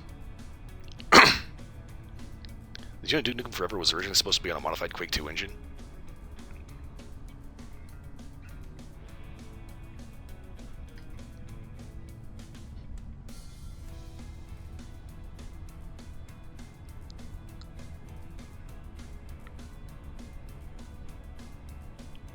Yeah, it's kind of funny. I tried to get into Dragon Age 2, but for whatever reason, I just could not just sit down and play that game. It's like The Witcher 3. Great game. But for whatever reason, I cannot just sit down and play that game. I do not know what it is. It's very much a me problem. I can guarantee that. The Witcher is a fantastic fucking game.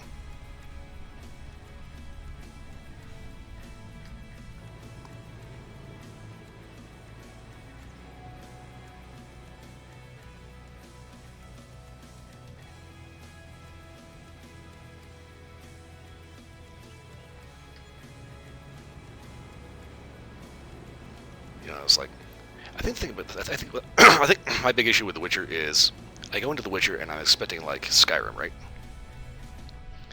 Except The Witcher has its own systems, its own fantasy themes, its own lore, which is based around like actual, you know, like actual folklore. I played Witcher 3 years ago. BCUZ of your recommendation. One of my favorite games now. Yeah,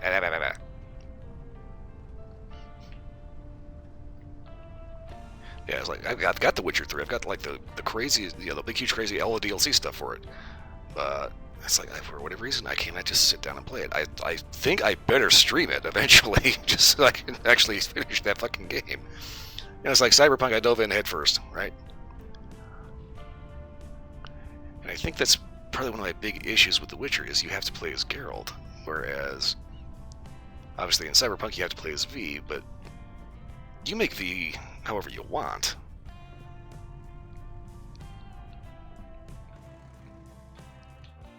That said, I'm also really fond of like Final Fantasy 7 and 8, and you have to play as Cloud or Squall respectively. Okay, so we got cash.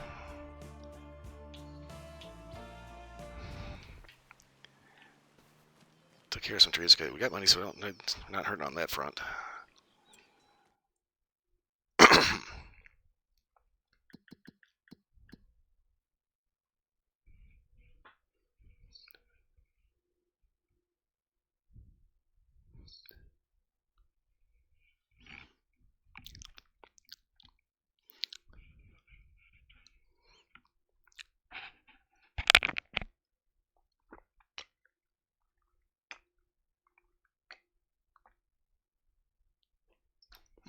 Big old slurp of coffee. It's like it was wet, it was wonderful, and that one had a little bit of sweet going on to it. So it was just like, all right, fuck it, let's go. Okay, let's see. I only have this stuff here. Okay, damn. If I wanted to get one of these...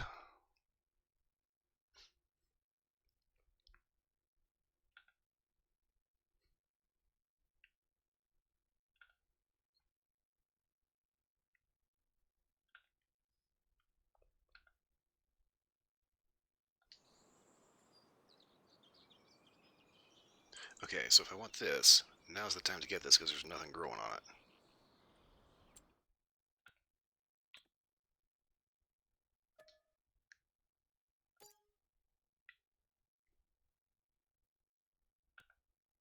Okay, I cannot afford this guy yet, but let's take a visit. Okay, completely empty. Alright.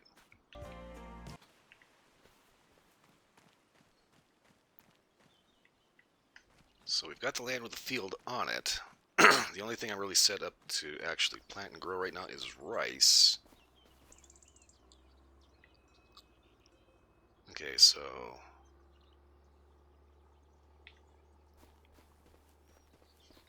I'm going to go ahead and advance time, and we'll go ahead and get our fields flooded, rice planted.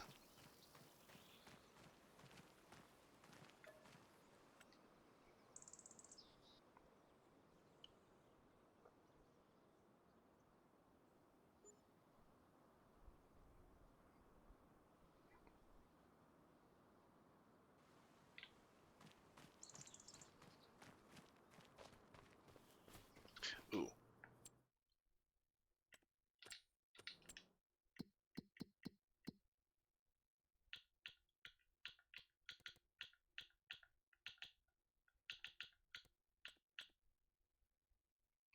Ah. Okay.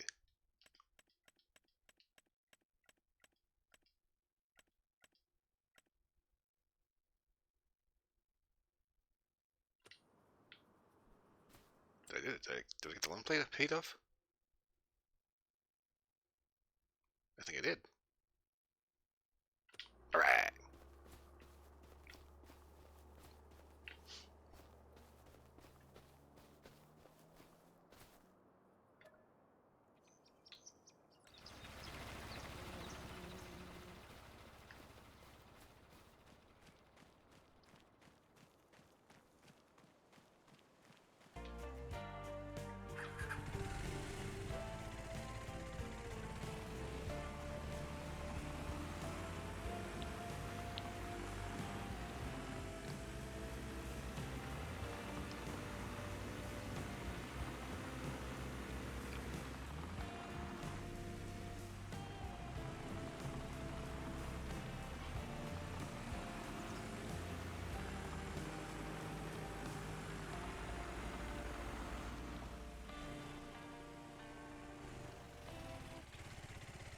Oh, you filthy bastard.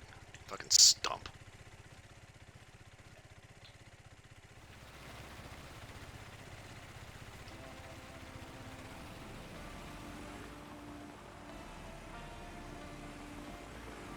And for some reason we have a Misty Cloud hanging out for reasons.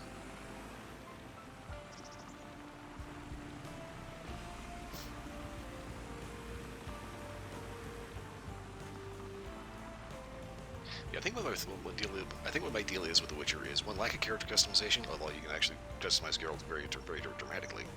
But also it's got enough familiar enough systems that I keep wanting to do certain things,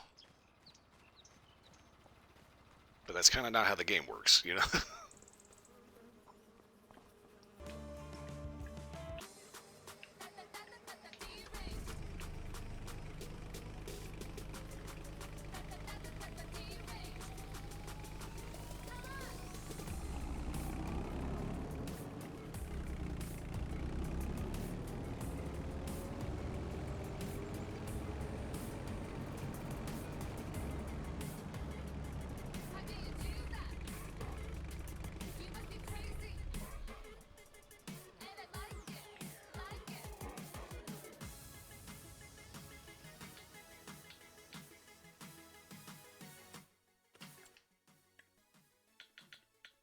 Okay, while we're waiting for the fields to flood, can I buy a car or something?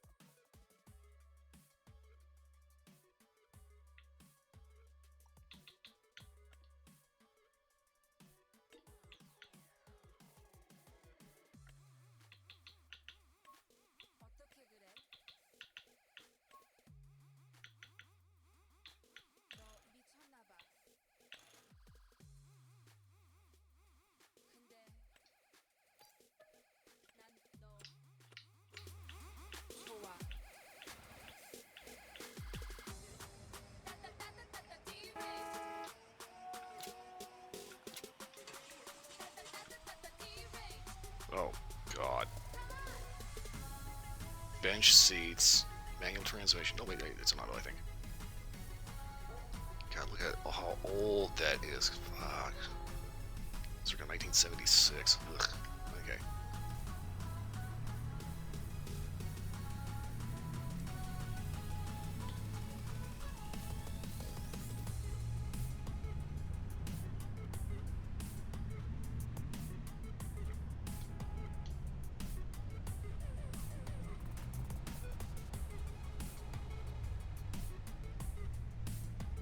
It's one of the things this game doesn't really tell you about.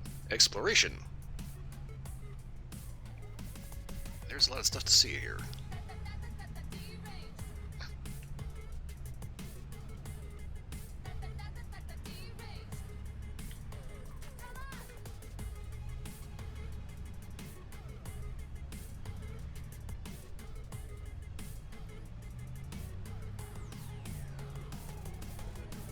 Okay. Okay, trying to get back to what I was talking about. Yeah, I think eventually I'm gonna have to stream The Witcher 3.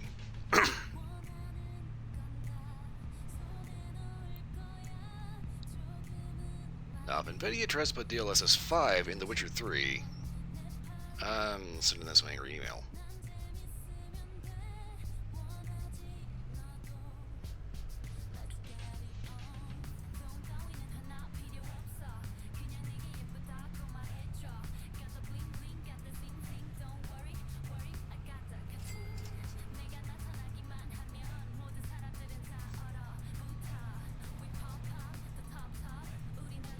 Oh, shit. End of map.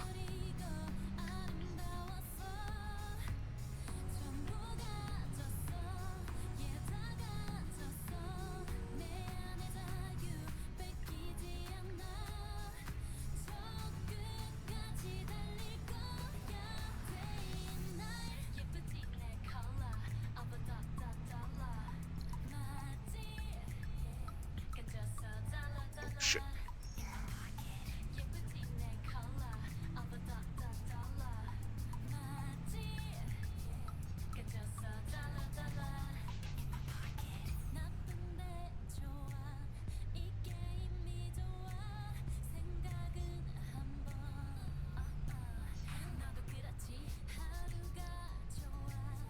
That is one of the things about this game. This game does not handle speed well at all.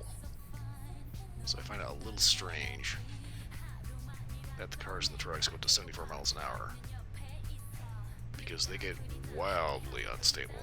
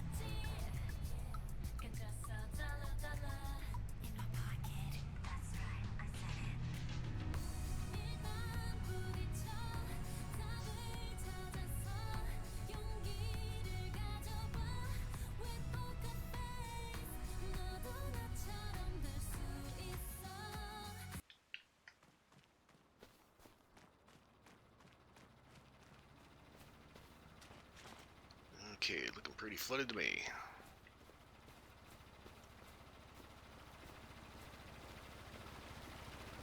I think I better wait until this actually stops pumping.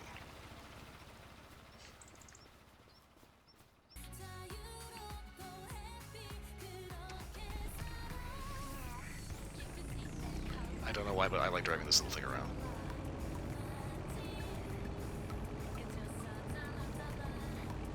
Slow little planter, but there's just something goofy about this vehicle.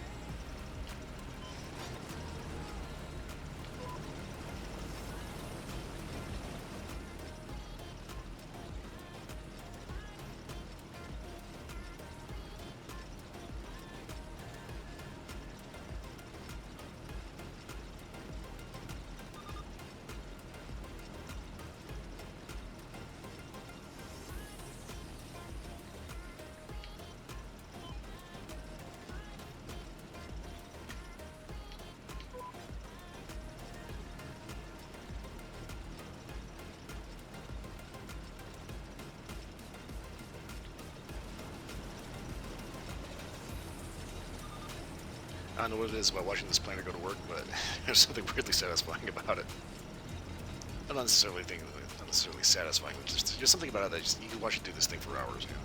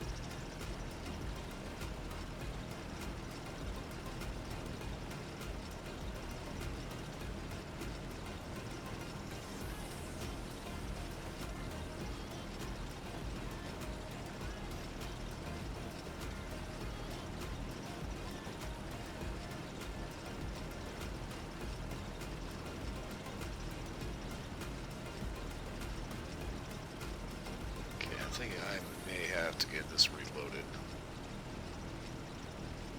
before finishing this field.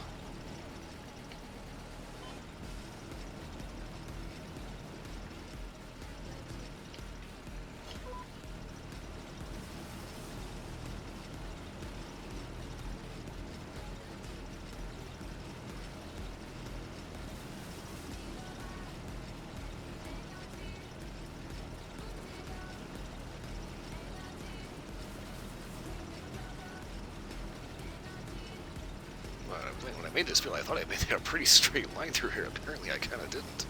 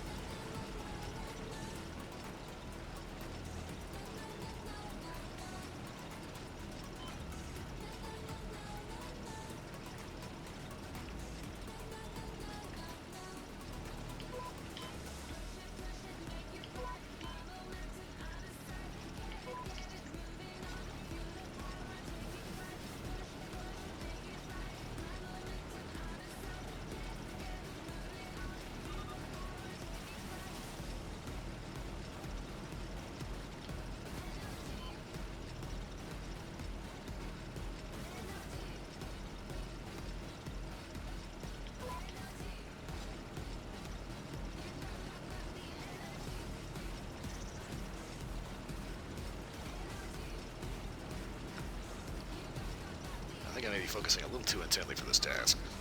Okay,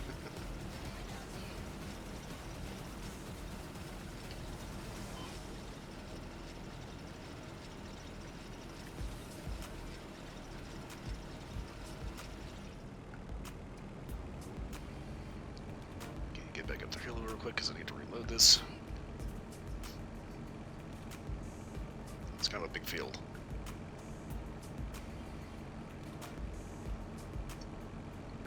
Now, the sensible thing to do would be to load these onto a flatbed and just, like, you know, bring them to the field. So if I had to go back and forth between the house and the field.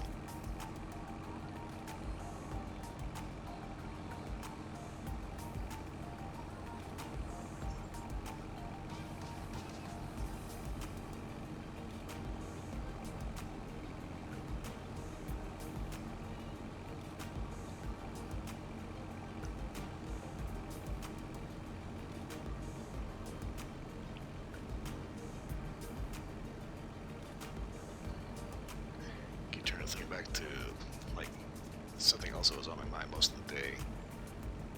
But I think most of what was on my mind was I was probably watching just way too much Punky Doodles.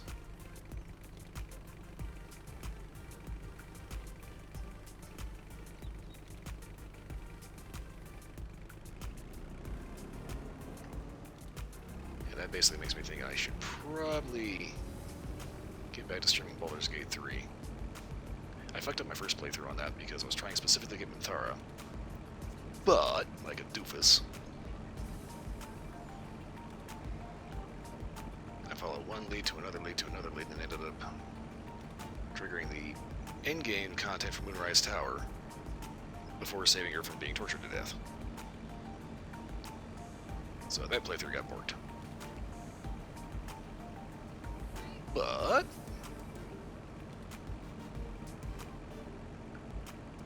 it's one of those things that once you know what you're doing, you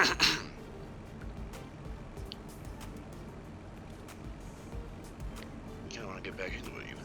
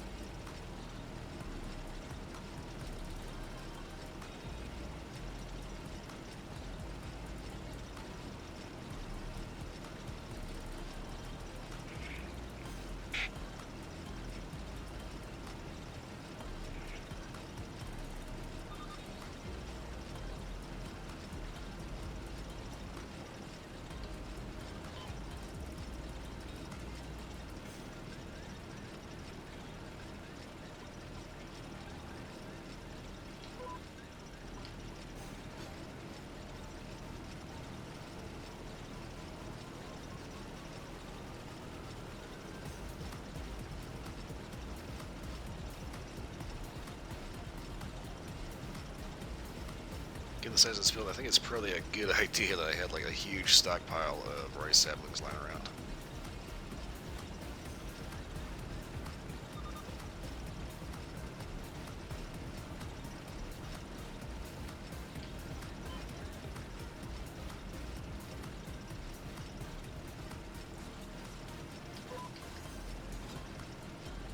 So I was looking around at mods for My Summer Card. There's a bunch of stuff available for that game.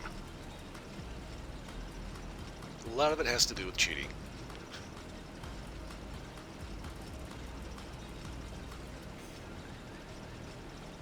There's also a lot of additional cards that people like to throw in.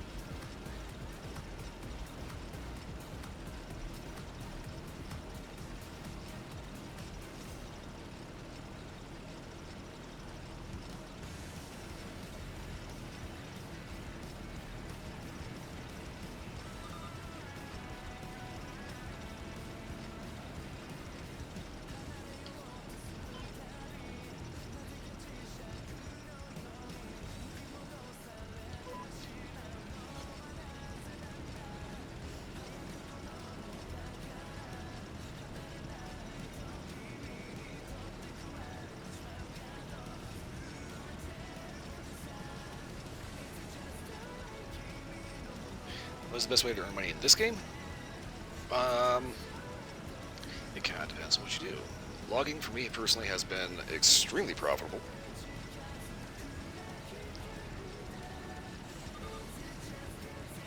As long as you have the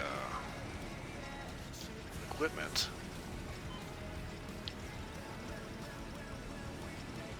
So I gotta do that one 12-meter container full of like about 44,000 liters of lumber, and it's like I get 190 something, almost $200,000 worth of, payout in just that one load. This game actually does have a bit of an economy system, and like all of a sudden you've got like field after field after field of like rice, or not rice, just rice on the brain because that's what we're planting. You have like fields and fields and fields of wheat and soybeans. Soybeans are always kind of the go-to crop, right? The thing is, soybeans, they're reliable, they make a lot of money, you can make huge fields full of them. They don't take a whole hell of a lot of crazy equipment in order to actually harvest. But my god, they get ass-numbingly boring.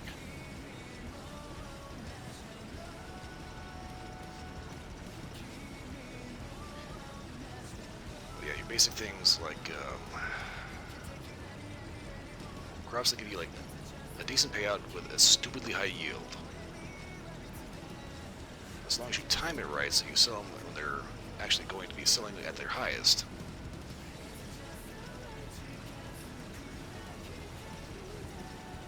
God, this one's gonna take forever.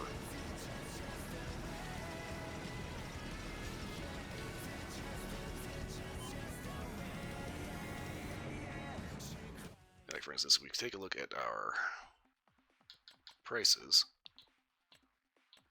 Everything sells for a certain amount. Like cotton sells for like crazy expensive right now, but there's only one sell point for it. So if that cotton price goes down, you're kind of sunk. Now, another thing you can do if you want to put it in the investment is you can make grapes, olives, things like that, and you can make advanced products. This will make advanced wood products like selling armoires, selling barrels, selling canned peas, selling canola oil.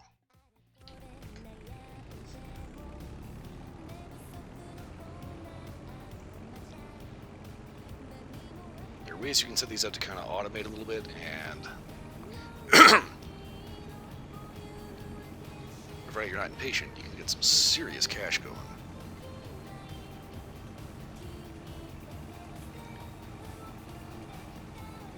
Like I said, soybeans are kind of a go-to when it comes to cranking out crap loads of money. But it's just such a boring crop to harvest.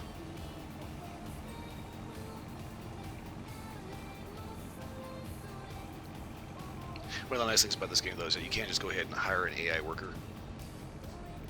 The problem is, sometimes the AI worker is a bit stupid.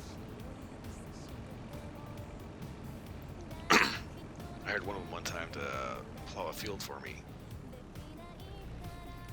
And in a rectangular field, for some reason, this dipshit plowed it diagonally. Like, seriously, what the fuck am I gonna do with this?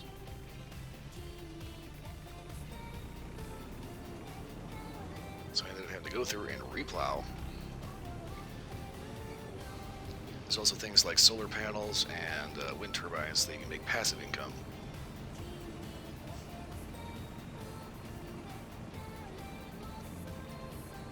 And eventually those things end up paying for themselves.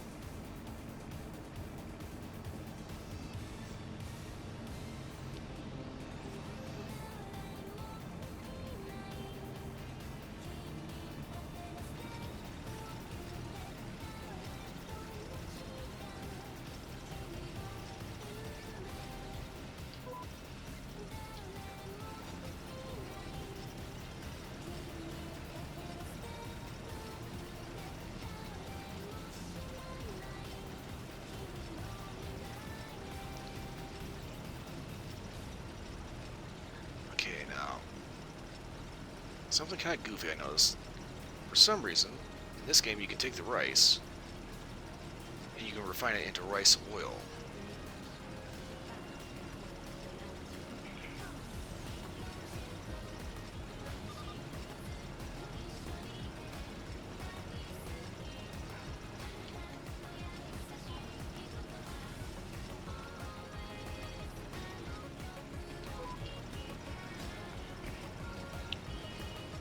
Probably gonna need to get another reload before this field is done.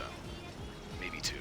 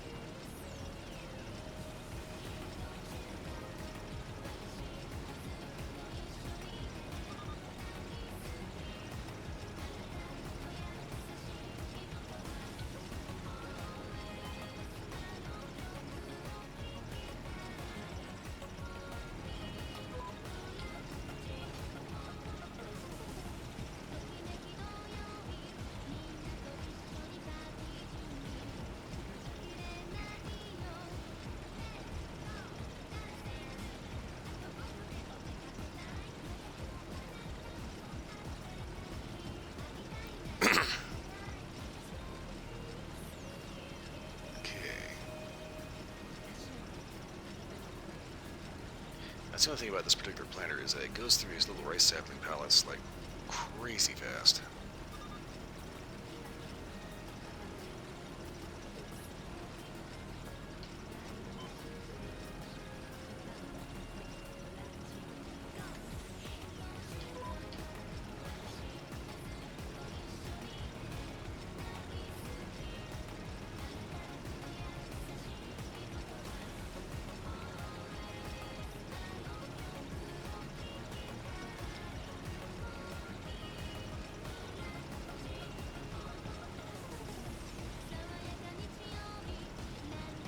It's kind of cool. You can actually see the track that all the trays are on, just back and forth like a fucking typewriter.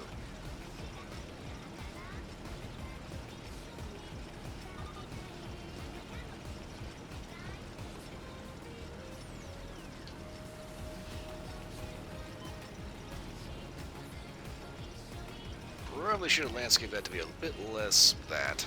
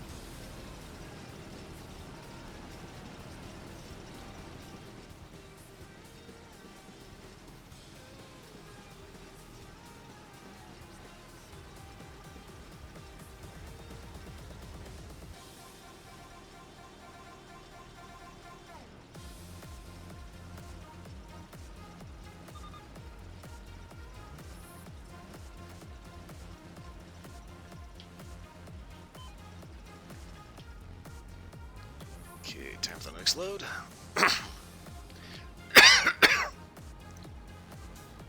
I apologize for all the noise I'm making. I just, for whatever reason, I cannot get that crap out of my throat.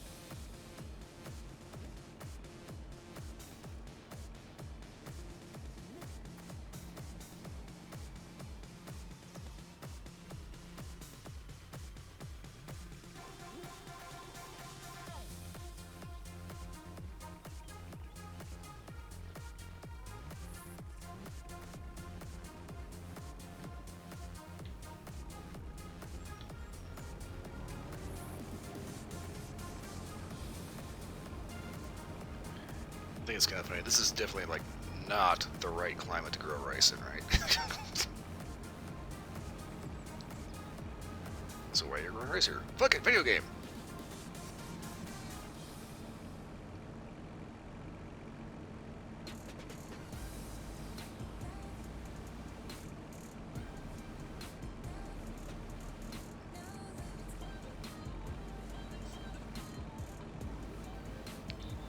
So depending on how this harvest turns out, I may end up deleting that rice field just because it's such a fucking goofy ass shape.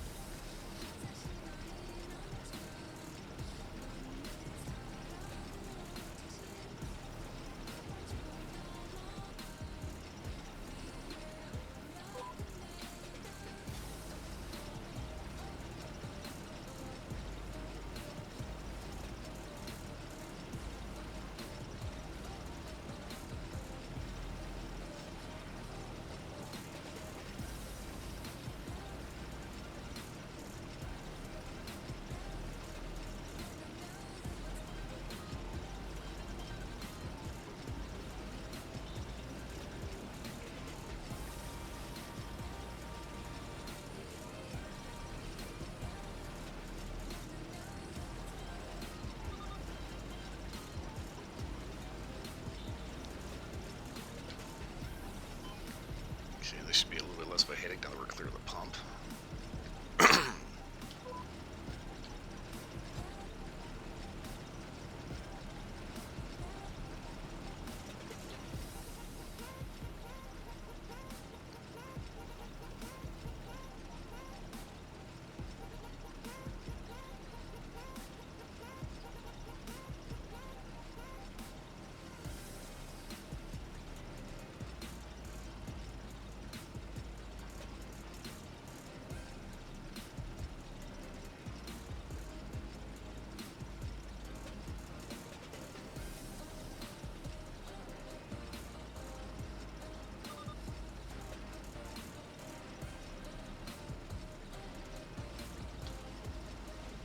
Honk.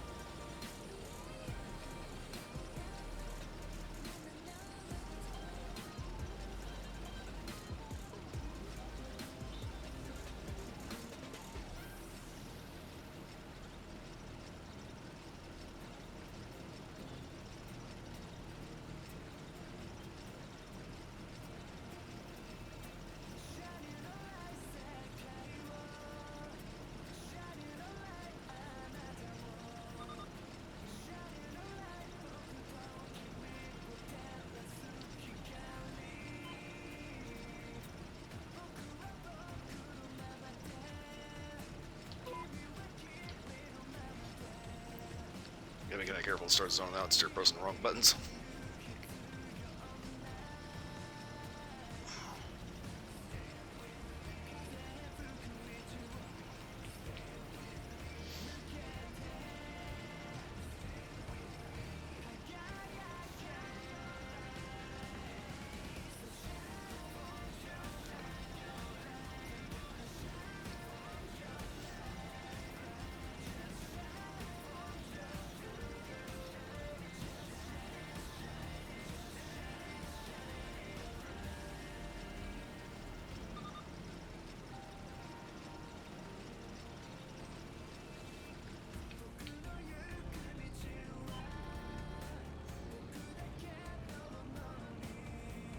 Hit it for another reload just because I'm getting a little nervous when it starts getting a little low like that. But Yeah.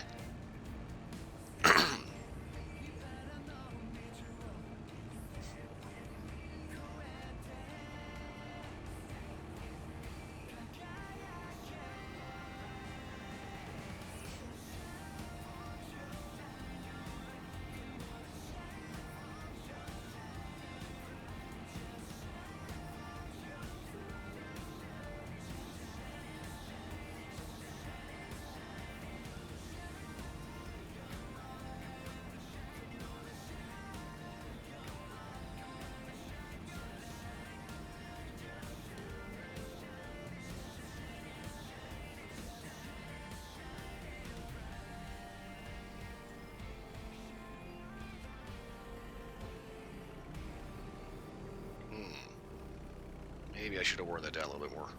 Oops!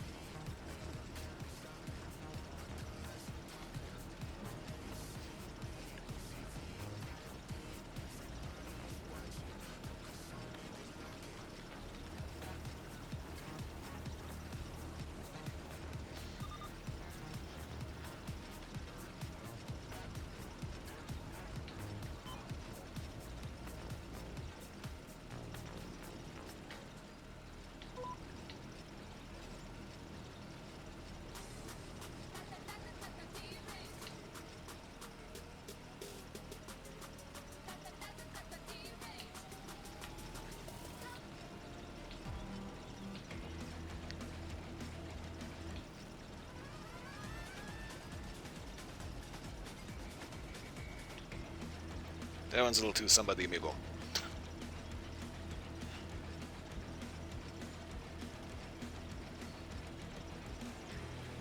That's kind of thing about it when it comes to like Hispanic music. It's like you got that the one thing where it's like it's gonna be either Mexican polka or it's gonna make you want a chimichanga, or there's the third option. You're expected to see a fist fight between a monkey girl and a cactus swinging maracas wearing a sombrero.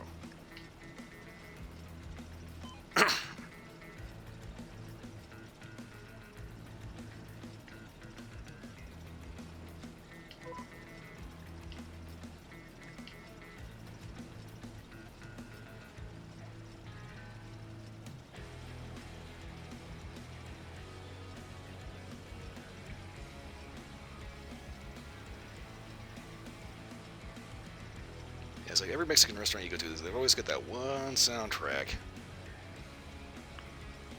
And every time you hear it, doesn't matter where you go, the first thing that pops in your head is tacos.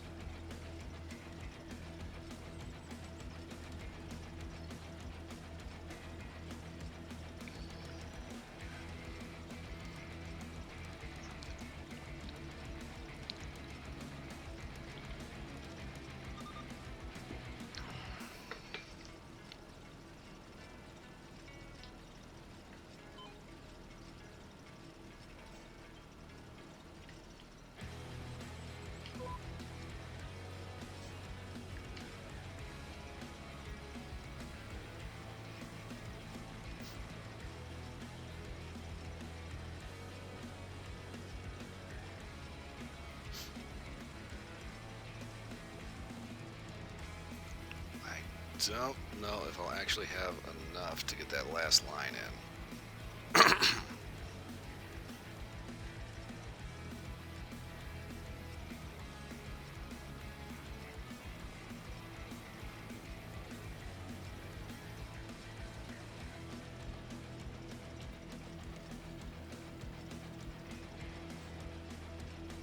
don't think I will.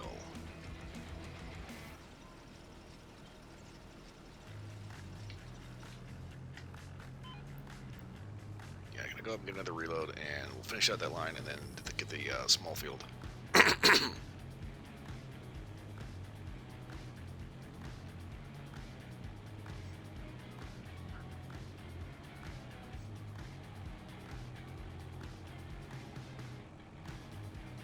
It's kind of funny. I mentioned the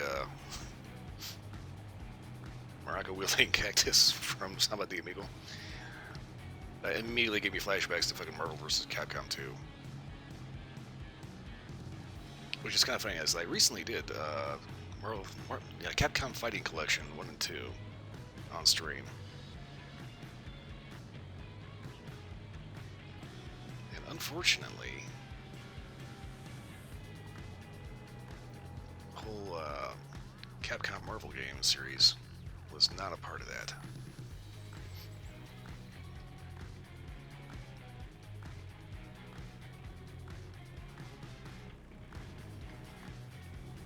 That said, Capcom Fighting Collection 1 and 2 does have a couple of obscure classics that you don't really see too much of anymore.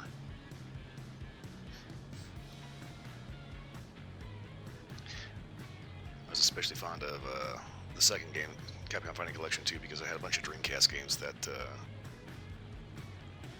couple of them I had, and a couple of them I didn't. Like, I had the original Project Justice on Dreamcast, and apparently the Japanese version of that actually had a character creator. The American version did not, but it did have these kind of randomized characters. And I kind of wish they would have kept the original as the original Japanese game as a playable option. Ugh.